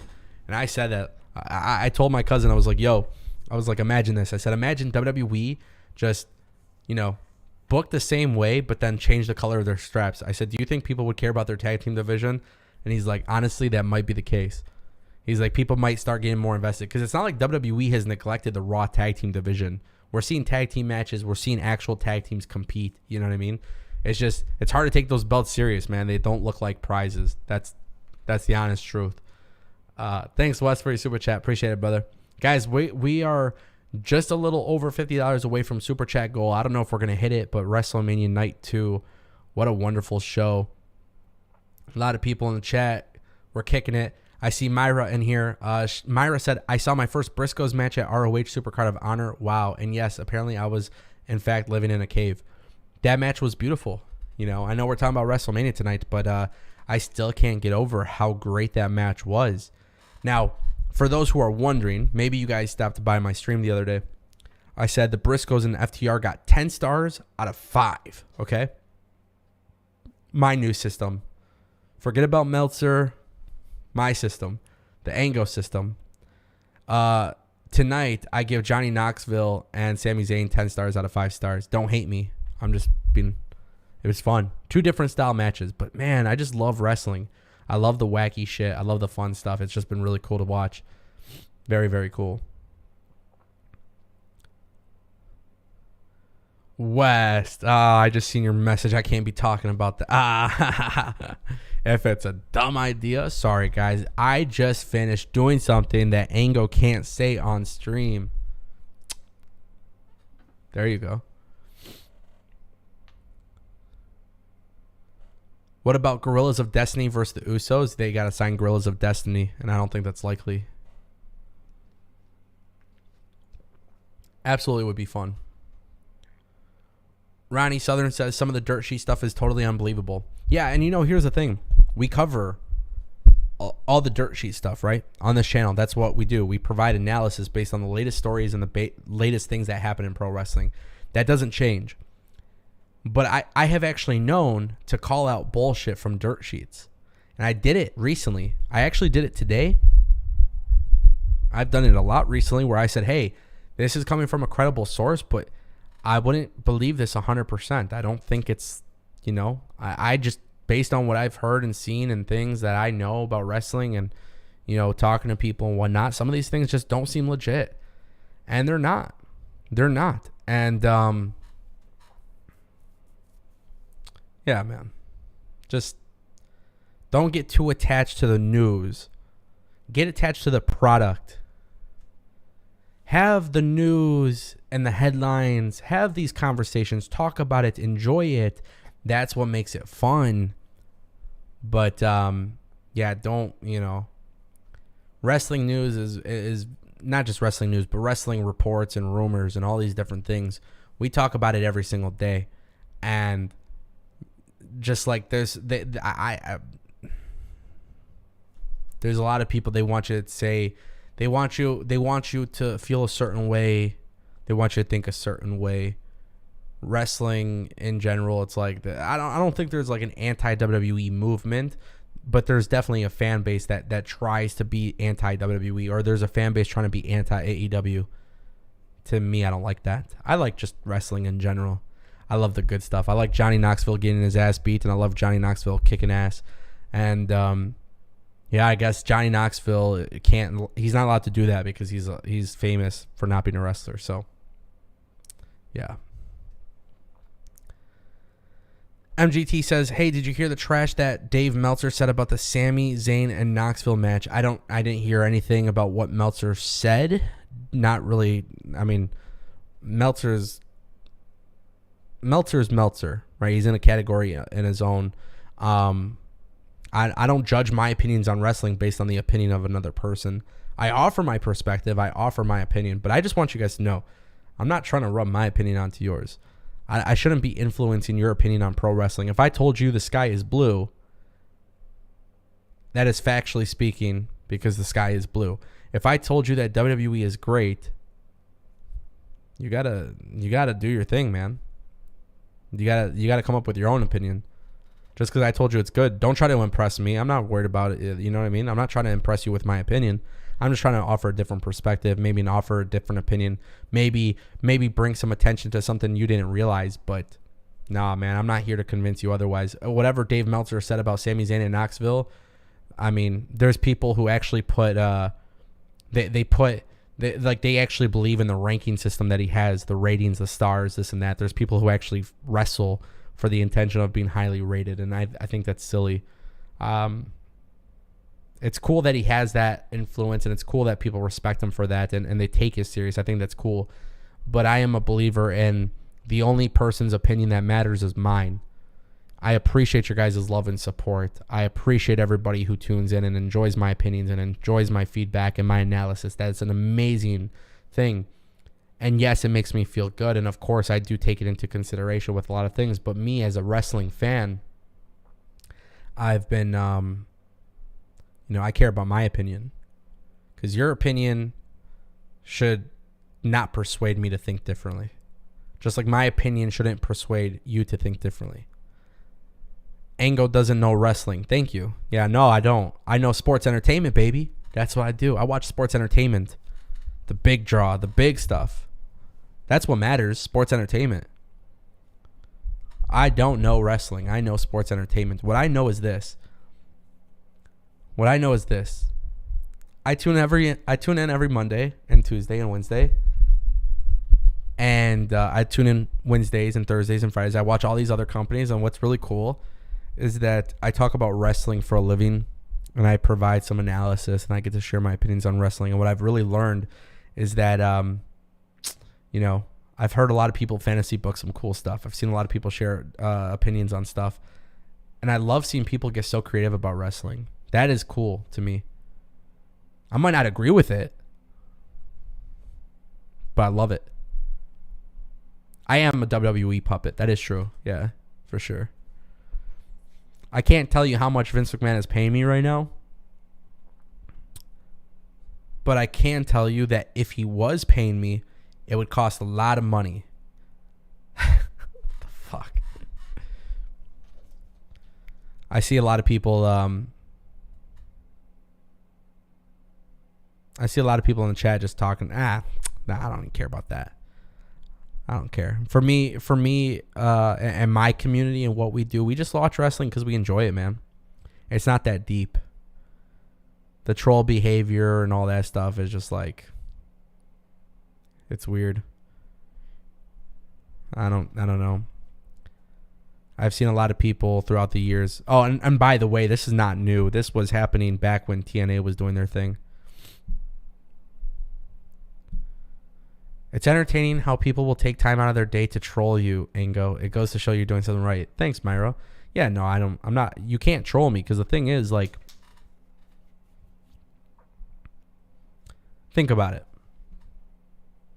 We're not talking about the game. We're talking about practice. We're not talking about the game. We're talking about practice.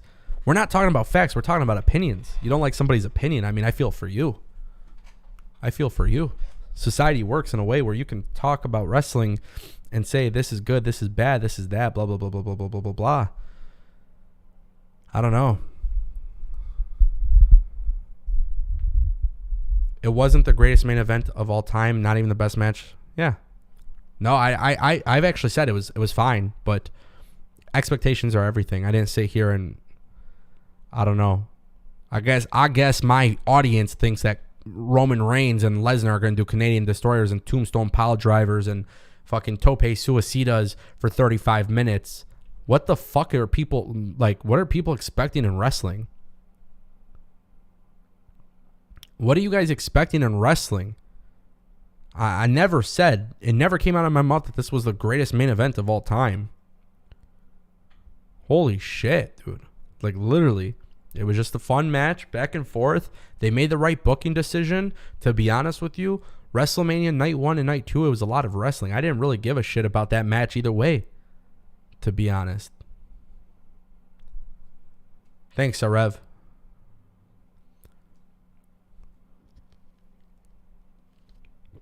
Thank you so much, guys. Todd Crow, I didn't even see you in the chat. What's up, brother? What's up, Todd? Denisha Freeman says, I used to watch both Impact and WWE faithfully every week. That's how I grew to love AJ Styles, for example. Yeah, for sure. For sure.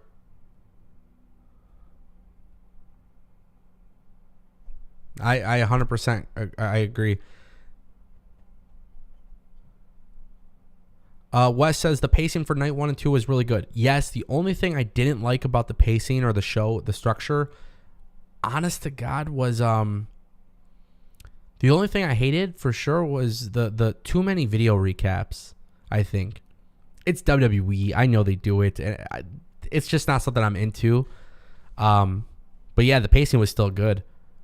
You know, my whole thing with WWE is like, if you stopped all these video recaps, then you can give more time to Sheamus and Ridge Holland and New Day.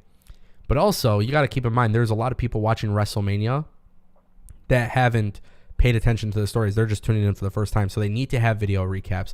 It's damned if you do, damned if you don't.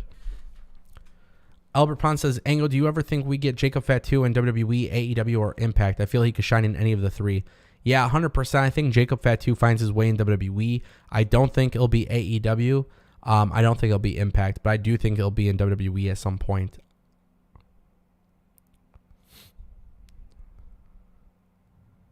Sarev says Brock Lesnar needs to have matches with guys smaller than him. Look at his matches with AJ, Daniel, Bryan, and Prince Devitt.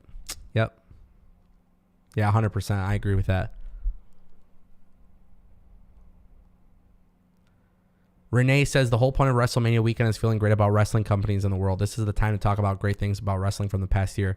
Hey, every WrestleMania, I pay attention to all the indie stuff, GCW and WrestleCon, and I watch it, I buy it, I support it. I go to the shows when I go to WrestleMania weekend. I support it. GCW and WrestleCon and Impact and AEW and New Japan and all these companies, by the way, they don't have a big weekend if there's no WrestleMania. So that's why for me, it's like, I love WrestleMania weekend because it's the energy, it's the feeling, it feels important. There's so much that gets involved with that feeling. So yeah, was every match perfect? No. Did I still enjoy it? Yes. That's what I love about it.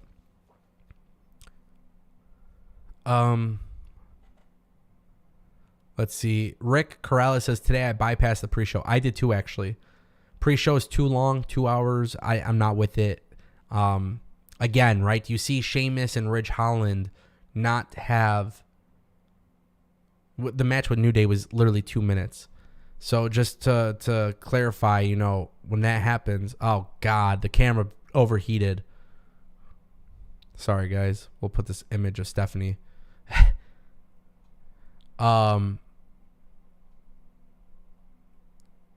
Yeah, when I see WrestleMania, I'm sorry, I just lost my train of thought because of this camera overheating. I definitely need to get a new camera as soon as possible. I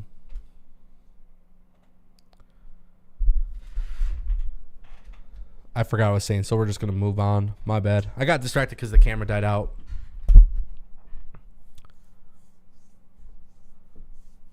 Oh, just with the pre-show, yeah. So with Sheamus and all that stuff. Sheamus and them having a 2-minute match on the main card, they could have just been on the pre-show that was 2 hours long and didn't have any matches, and it would have been fine because they would have been given so much time to work. Yes, people would have found ways to complain that the New Day were on the pre-show, but I'd rather have them on the pre-show, wrestle 15-20 minutes versus being on the main card for 2 minutes. Zachary dropped a super chat for $1.99. PWG is going to be fired next year at WrestleMania 39 weekend. Yeah, absolutely. I definitely agree 100%. I'm going to be there. I don't see, the thing is, Tony Khan doesn't want to do WrestleMania weekend. So does Tony Khan stop his talent from working PWG? That's the real question that people got to understand. Like, I don't know the answer to that. And That to me is like I think it's detrimental to Tony Khan's brand, but I could see why he would not be involved in some sort of capacity. Thank you, Zachary. Appreciate you, brother. Wes says, Ango, I feel like AEW is going to have a great pay-per-view on the next one. Try to capture all the hot momentum like they did after All Out, because that momentum is gone now, in my opinion. No, the momentum is gone for sure. They have good wrestling shows, so I'm not really worried about it. But yeah, I think AEW just needs to keep providing good product and stop worrying about WWE, stop worrying about other wrestling companies, worry about your product, worry about your stars, develop your freaking talent, and it's less. It's that's the most important thing they can do. If AEW can't develop stars, if they can't develop talent, if they can't craft storylines, we can talk as much as we want, for example, about Pat McAfee in theory, but that was a fucking amazing spot for both guys to be in the co-main event, and then to have a match with Vince McMahon, and then to have Stone Cold come out night 2. It doesn't get better than that, and I think they absolutely killed it. And AEW needs to figure out how they can do things like that. And if they can't do things like that, I just think overall people will be less intrigued with the product. Good wrestling could only take you so far. Good wrestling could only take you so far, and WWE proved that tonight. It's about more than good wrestling. That crowd was nonstop on fire. Bro, the crowd went crazy throughout the night. I don't know. WWE is it's a different level to be in WWE. And I like AEW. That's why I said it's not an AEW versus WWE thing. They just need to worry about themselves. Look at how people sit here in the chat and talk about AEW versus WWE like it's some massive thing, bro. They don't even pay attention to it like that.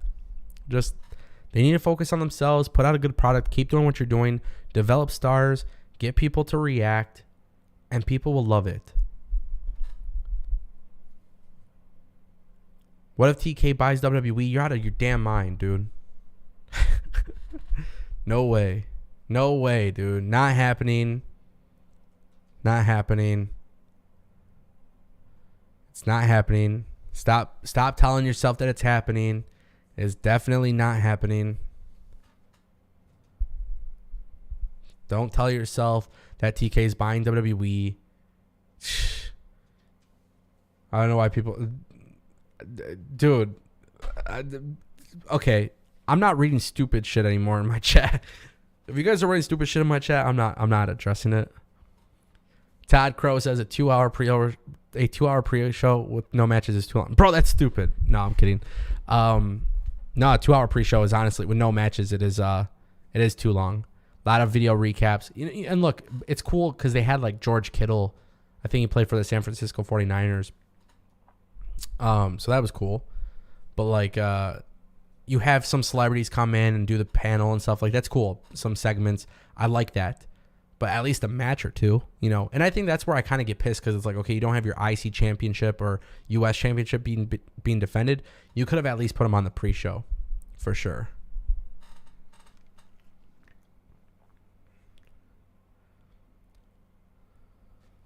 I almost dropped my drink when Austin gave Vince McMahon the stunner. Dude, you're telling me. It was the worst stunner ever. I loved it. I posted on my TikTok and my Instagram account, by the way. I don't know if you guys use Instagram or TikTok. But if you guys do, you guys should follow me. Dude, it's the worst stunner in the world. It is so bad. I love it.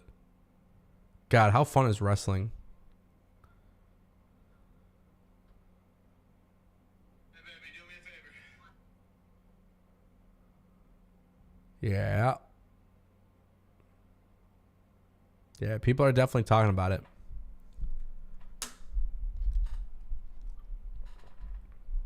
Myra. I think Myra just dropped a super chat. Is that true? I feel like I just seen an alert. I'm looking.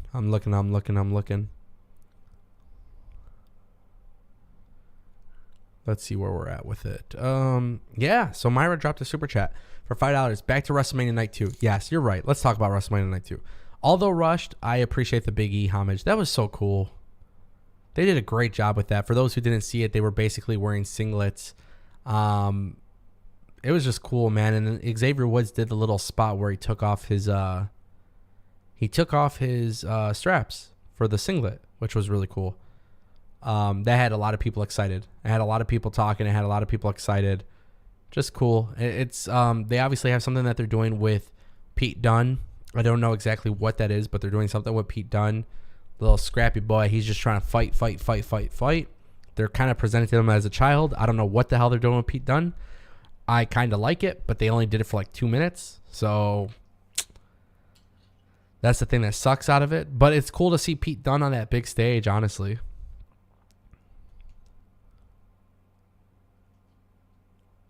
That was Pete Dunne, Butch, Ridge Holland, Sheamus, WWE. That was a cool down match. Honestly, that's really what it came down to. There was so much amazing stuff happening through the night. You got to have a match that cools people down. Cedric says Butch for the IC Championship. Oh, man, I'm all for it. But I have a feeling Vince McMahon is all about Ridge Holland. Ridge Holland has the look. So as much as I would love Butch to be the champion, I think Ridge Holland could very well be doing something. Now, I would love WWE to have Sheamus and Ridge Holland win the tag team championships from the Usos. But again, it's kind of like what I said about Edge and Damian Priest. Like, I just want to see some real championship belts, not these blue championship belt designs. Like, I want to see some cool shit, you know?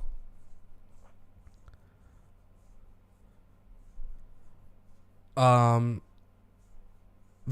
Moreno, hopefully I pronounced that right. Do you think Ciampa is main roster bound or retirement? I mean, he is main roster bound. He was just in the Andre the Giant Battle Royale Memorial. Hey, that could be an interesting idea. What about putting Ciampa with Edge and Priest? I didn't think about that. That could be an interesting idea. Something to consider.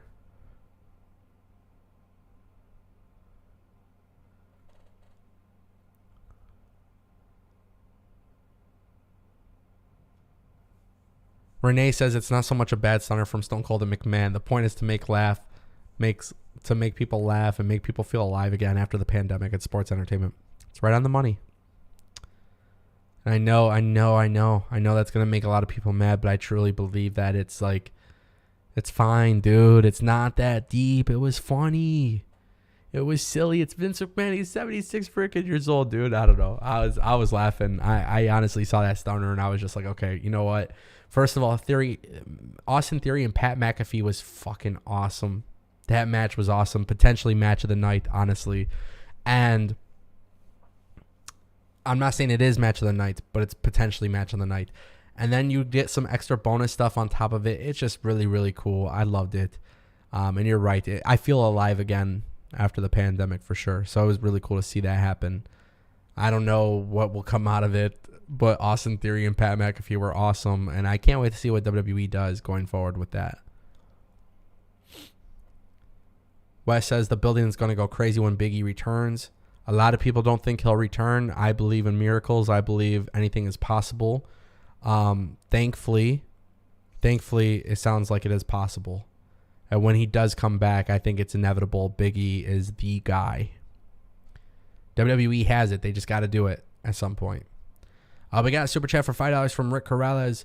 People say Cody sold out. I think he humbled himself and decided it was time for him to take his place out of the shadow of his father.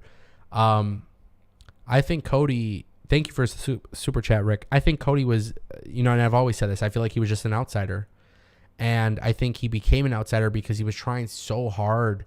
I think he was trying so hard to break away from the Dusty Rhodes thing and that connection. And he did do that. But he's got unfinished business in WWE. And everybody knows you can talk about AEW. You can talk about New Japan. You can talk about all these other companies. Hardcore wrestling fans will tell you that those championship belts are the most prized possession. But it means absolutely something to be the top. It means something to be at the top of WWE.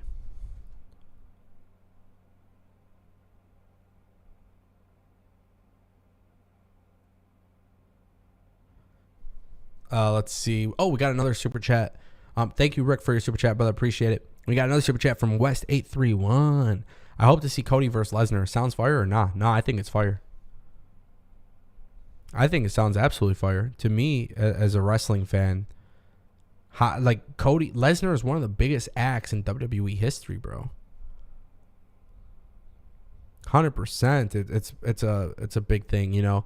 You put Cody in the mix. The problem is Cody versus Lesnar would be babyface versus babyface unless they turn Lesnar heel.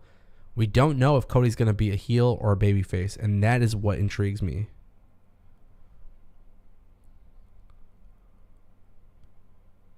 Definitely what intrigues me.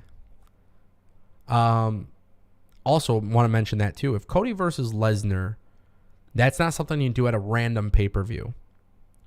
You got to do it at one of these bigger pay-per-views. WWE Day 1 I would consider as a big pay-per-view now. I love WWE Day 1 and what they did last time. That's when I really started to see the tide change with WWE, by the way. Their pay-per-view on January 1st. So I would do a pay-per-view like January 1st. I would do Survivor Series. I would do like Royal Rumble, SummerSlam. It's got to be a massive pay-per-view. None of these small, Extreme Rules bullshit. Nothing like that. So it sounds good to me. I don't know how they book it. Who's babyface, who's heel. I would assume that Lesnar would be the heel, but right now he's also amazing as a babyface. So I don't know if you do it just yet, but maybe eventually you do.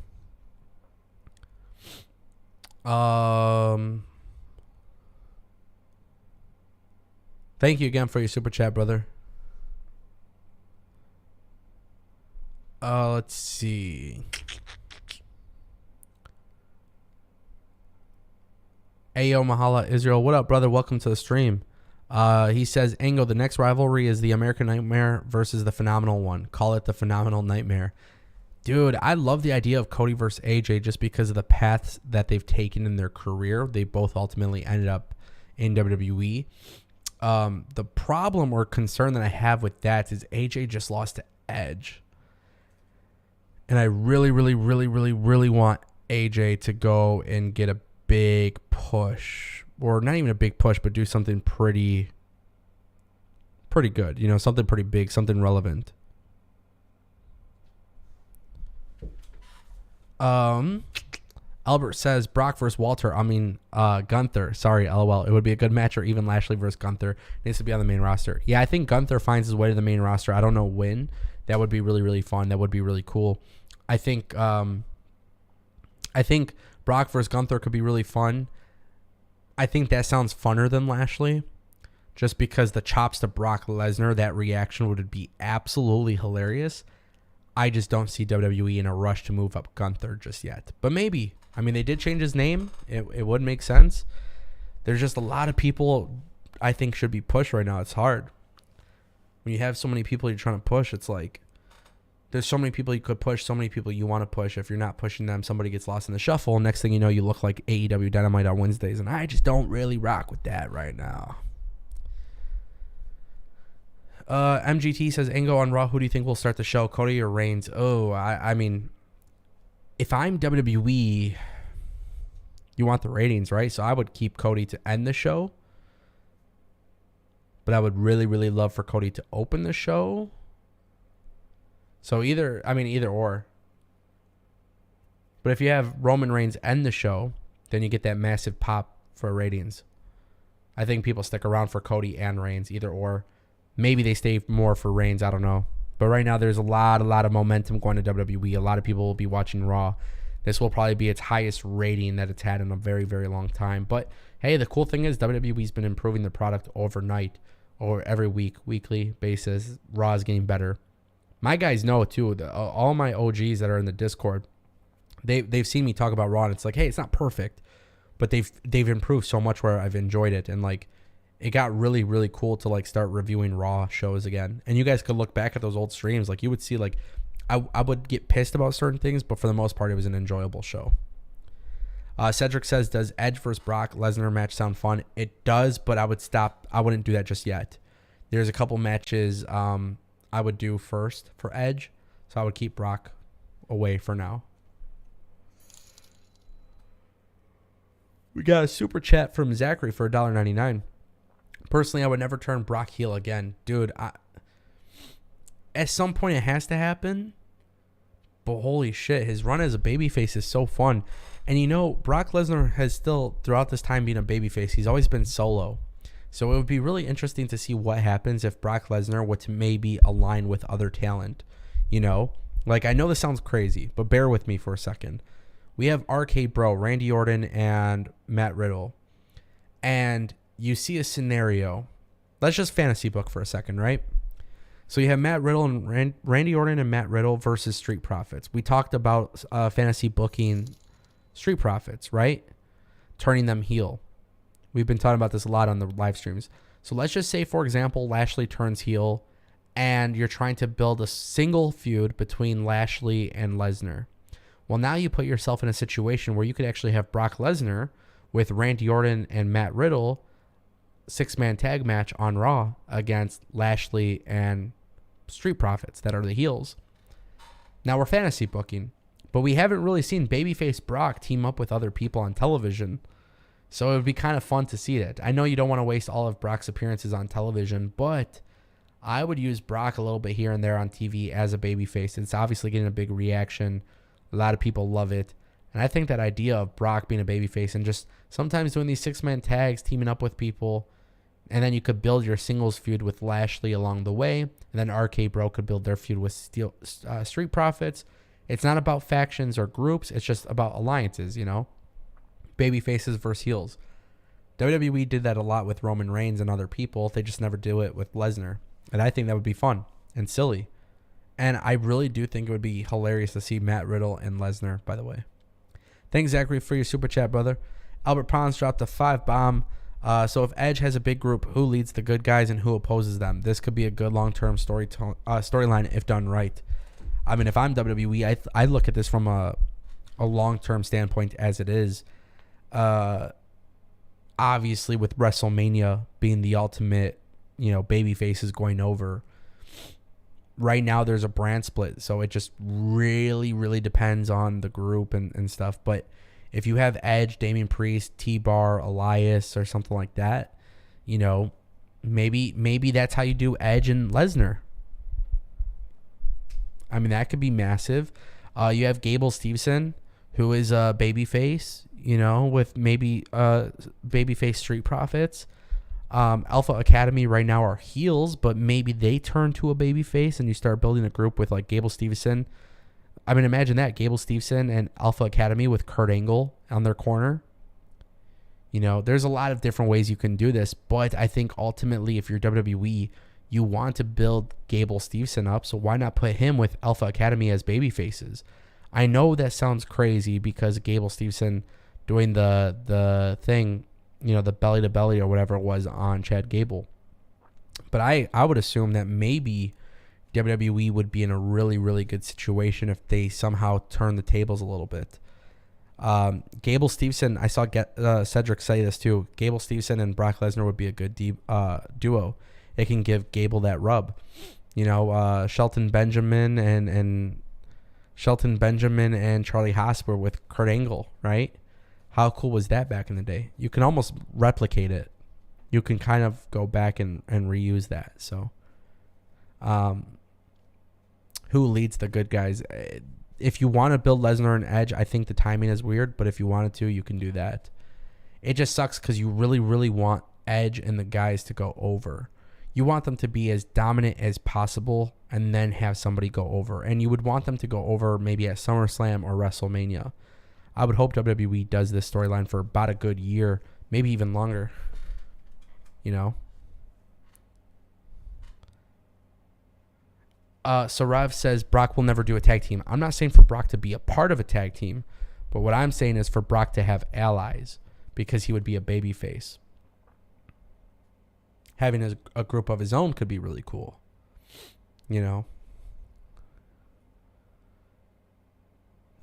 There's a lot of cool things you could do with Brock Lesnar in 2022.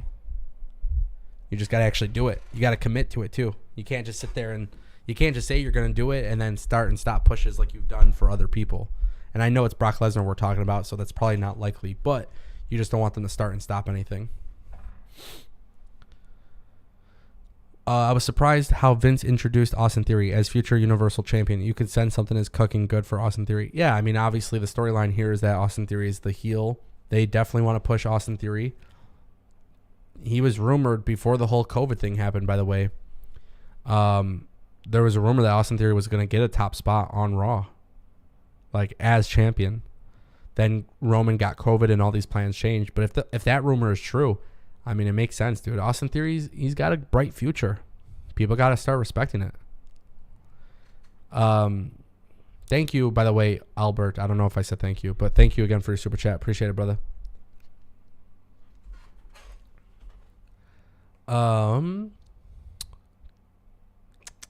Which WrestleMania night was more stupendous than the other? Honestly, both of them were pretty damn awesome. They were both really, really good. So, yeah. I don't think one's better than the other. I think they both delivered. My expectations weren't that high, and honestly, it exceeded my expectations pretty damn high. Zachary dropped a super chat for $1.99. Zion Quinn to join the jury. It would be amazing. I would be very curious to see what they do with Zion Quinn. He's not there just yet. They don't use him too much in NXT, but I think WWE. You guys know how Vince McMahon is. Vince McMahon loves these big, beefy guys. I could see them using him. Whether it's on the jury or not, I don't know. But, hey, Raw after WrestleMania, I assume we're going to start getting some information on it. So, we'll be talking about it on the Ango Show live immediately after Raw, 11 p.m. Eastern Standard Time. But, hey, if you want to rush somebody onto the main roster without necessarily overexposing them on the NXT, Zion Quinn would be the perfect person. Plus, if you're doing tag team stuff, you don't have to rely too much on him for being like the best wrestler. He has the look for sure. As far as cutting promos and stuff, I don't know. Thank you again, Zachary, for your $1.99 super chat. You the man, you the man, you the man. Rick Corrales has dropped a 5-bomb. How about Gable Steveson, Chad Gable, and Kurt Angle as manager? I mean, I would do a 3-man group and then a manager, so I would just have Alpha Academy. But again, you got to remember, Chad Gable got hit by Gable Steveson. It looks like they're feuding instead of aligning. But if I was fantasy booking, yeah, that would be cool. Myra says maybe they call themselves Judgment Day. That would be cool too. By the way, Rick, thank you for your super chat, brother. Appreciate it.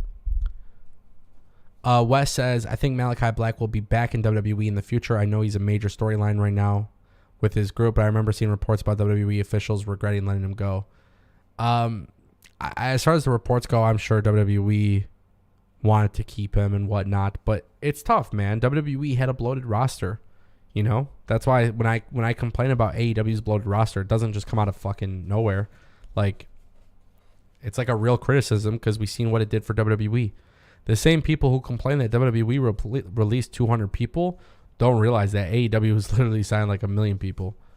And obviously that's an exaggeration, but that's what it feels like. They've just signed a lot of people, and a lot of people don't get used, and it's an issue. I think Malachi Black going back to WWE would be really cool because obviously Zelina Vega's there. WWE seems to be liking Zelina Vega. But do you bring back Aleister Black or Malachi Black? Do you bring him back and do nothing with him? You got to have plans. That's why I said this Cody thing will be the most important thing ever. Albert Pons said Von Wagner. Bro, if you're talking about Von Wagner being associated with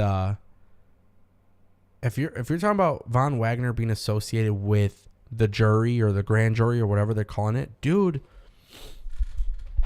that would be interesting. It's tough because I like him being paired with Robbie E. or what's his name? Robert Stone. But again, WWE has some guys they really like, and Von Wagner has the look.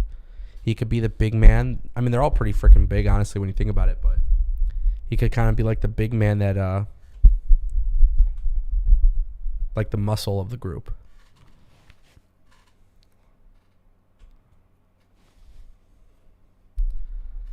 Do you have any updates on the villain Marty Scurll joining the Elite? I love his theme song. No, I don't think he'll ever be joining the Elite. I don't think we'll ever see him back in wrestling. I mean, I could be wrong, but it doesn't seem likely.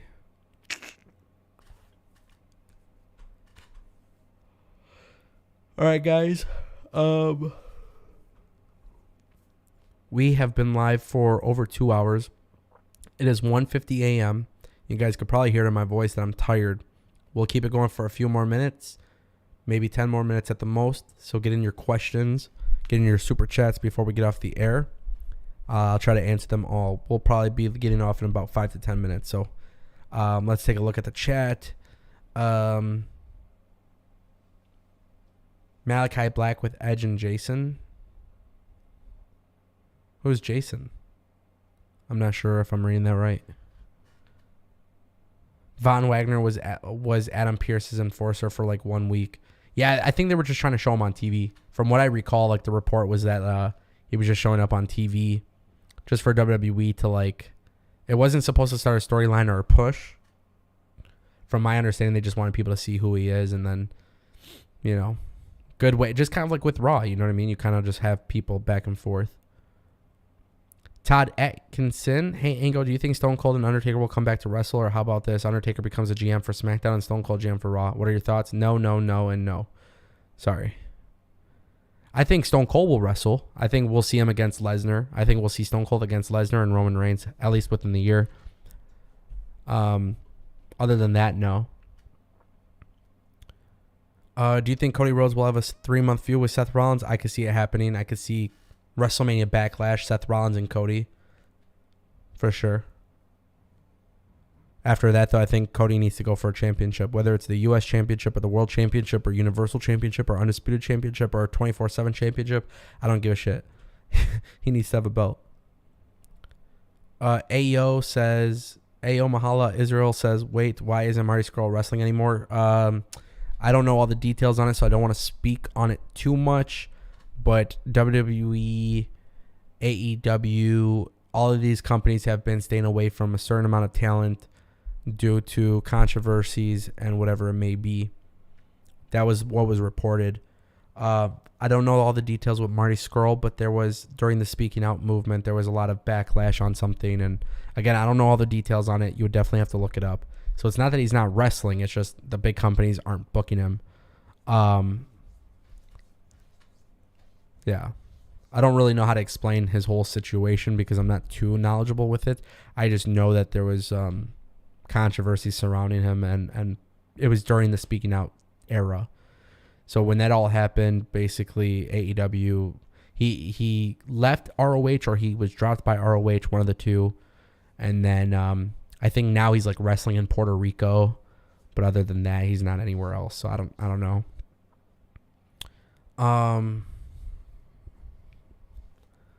Let's see. Zachary says Tommaso to join the jury. I mean, somebody brought that up earlier. That's a beautiful idea.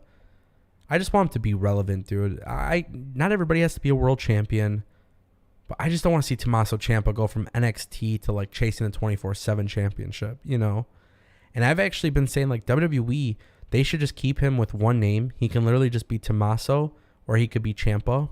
I think having one name actually benefits him. Like, he's got potential. I just don't want to see him being buried. You know what I mean? I don't want to see him chasing the 24/7 championship belt. I want to see Tommaso Ciampa be gritty and hardcore and be fun. And the idea of him joining the jury would be really cool. Renee says, talking to all the wrestling groups was great this weekend. I thank all the people in the chat. The great wrestling matches from all the wrestling companies. Everyone's love for wrestling was wonderful. 100%. It really, really was. And, that's why I love building this community, honestly. You guys could go into our Discord, and sometimes we disagree, sometimes we agree. Like, there's just so many cool things about wrestling, and it's just fun. Oh, snap. Myra just dropped a 20 bomb. Thoughts on Seth and Rhodes storyline continuing. Possible thoughts on what's next for Becky. Yes, I'm trying to break my own super chat record. LOL. P.S. Pat McAfee is the GOAT. Myra, what is your super chat record? I don't even know what it is. Thank you for your 20 bomb. I appreciate you. You're bringing us one step closer to goal. Thoughts on Seth and Seth Rollins storyline. So let's start with that. I think it's good for Seth to be able to get another match out of it because he wasn't prepared. He didn't know it was Cody Rhodes and whatever. Plus, I also love the idea of Cody and Seth Rollins trading promos back and forth. So I do think they should do this for WrestleMania Backlash. We'll get a couple episodes of Raw. They'll go back and forth and build a storyline. I think it'll work out very, very beneficial in their favor. After that, I think that's when Cody needs to start making it very clear exactly what he wants. Storyline wise, this makes a lot of sense because Seth now has a lot of potential for. I don't want to get off topic. He'll have a lot more potential he'll have a lot more opportunity to defeat Cody Rhodes. Seth Rollins will have a lot more opportunity and potential to beat Cody Rhodes, having actually been prepared for it. Sorry. You guys are blowing up my chat. I'm trying to pay attention. Secondly, to your super chat, Myra, what's next for Becky? I think Becky goes on to doing rebuilding, right? I think that's the way I would do it. I see them doing a WrestleMania Backlash, the same thing as Cody and Seth, really. Bianca and Becky one more time, rematch, and then after that, what I would think they do is Becky loses, and then she starts to go through a character development, kind of like Seth, right? Where she's egotistical, but she's doing it to herself, and I think we're gonna see her trying to like better herself. Maybe even a babyface run could be very interesting. I don't know, but there's a lot of talent on that women's roster, and they can utilize them for sure. Also, there is an opportunity, which I would say, if they do want to start taking the women's championship belt seriously, Bayley could be coming back from injury soon. I know Bayley's on SmackDown, Becky's on Raw, but we did talk about it earlier on the stream with Ronda and Shayna and different ways to make the division better. I suspect, what if Bayley were to get traded to Raw, and then Becky and Bayley became tag champs, right? And then you got Naomi and Sasha, and there's Shayna and Ronda. I mean, there's a lot of ways to make it exciting. You have some big names in your women's division not being used, so why not do it?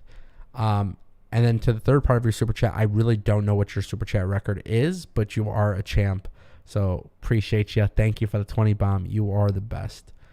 Wes dropped a super chat for $1.99. Braun or Mellow Hayes? Who do you think is better? Dude, that's tough, bro. How are you gonna sit there and ask me that?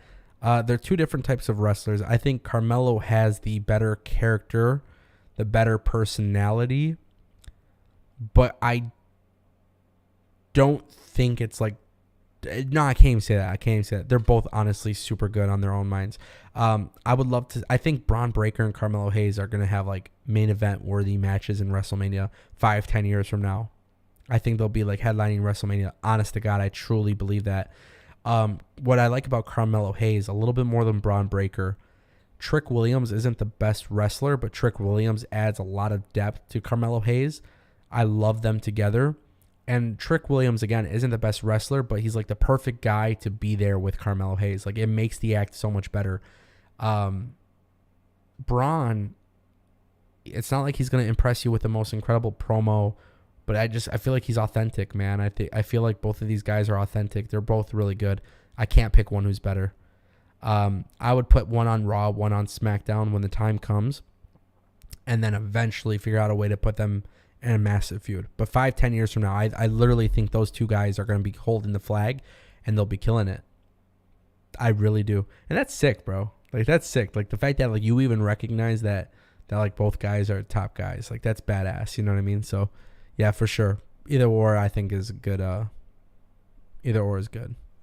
Albert Ponce with the 2-bomb. Myra is a super chat goat. She is. Honestly, you guys are all super chat goats. You guys are absolutely great. Thank you guys all for your super chats today. We are just a few dollars away from goal. I don't know if we're going to hit it or not.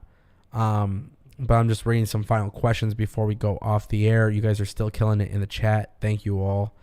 Sarav says, I love how Austin Theory is portrayed physically. He looks so damn good. You can say he looks like a champion. Yeah, I mean, it was very clear when Austin Theory was working Evolve indie shows, he had the WWE look. And I think a lot of people compare him to like the prototype John Cena thing. But what works for Austin Theory too is like right now he's a bad guy. I don't know if there will be a scenario where he comes off as a heel, but I do know as a heel, right now it's working. As a babyface, I don't know if it will work just yet. My bad. Again, sometimes this chat moves so fast that like it just distracts me a little bit, and I do apologize for that, guys. What else? Becky goes Dakota Kai crazy. Dude, Albert, that's legit. Zachary also says Becky versus Trish Stratus. Hey, if they want to bring in Trish Stratus, that is a wonderful idea. Definitely a wonderful idea.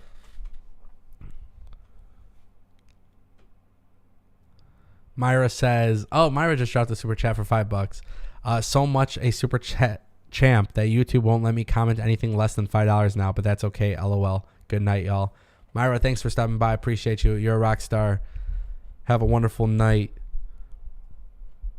Guys, literally, we have done the most amazing things this past week. Not only just within super chats, not only within viewership and everything you can imagine. WrestleMania week has been a enjoyable experience for me. I go to bed every day at like 4 or 5 in the morning, and I'm not complaining. I am tired, of course, but we love this, man. I love this. I love what we're doing. I love hanging out with you guys every night.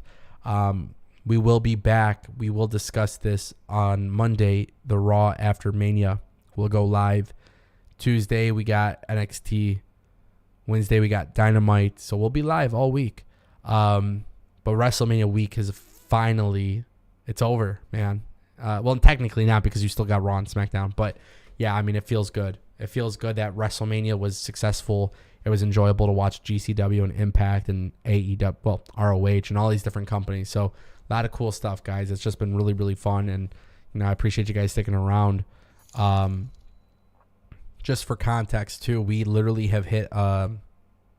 Wow, Zachary just clutched it out. Wow, you guys are insane. So we just hit the $200 super chat goal. Zachary just hit the $1.99. There you go, 200. You guys are insane. You guys are literally insane. You guys are the best. To spend your night with me at 2 a.m. to talk about wrestling is just amazing. And I appreciate you guys. Thank you so much. Tomorrow's going to be fun. I want to make these shows better. Guys, give me your feedback. How can I make these shows better? I just kind of sit here and we talk and we chat, and I do like that. But is there something you guys want to see differently? Let me know. I'm all for feedback. I'm all for improving the Ango show. You guys are awesome. I'll be back tomorrow night after Raw. We'll have a good-ass time.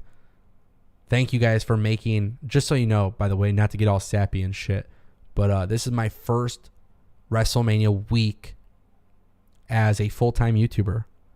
And, when I quit my job in September, I didn't know what the future would look like doing wrestling coverage and stuff. But I can tell you guys, it is the best fucking thing I've ever decided to do. And the first WrestleMania of Ango Show, the weekly extravaganza, is officially concluded. Thank you guys, everybody, for stopping by. Love you all. And I'll see you guys tomorrow. Have a wonderful night.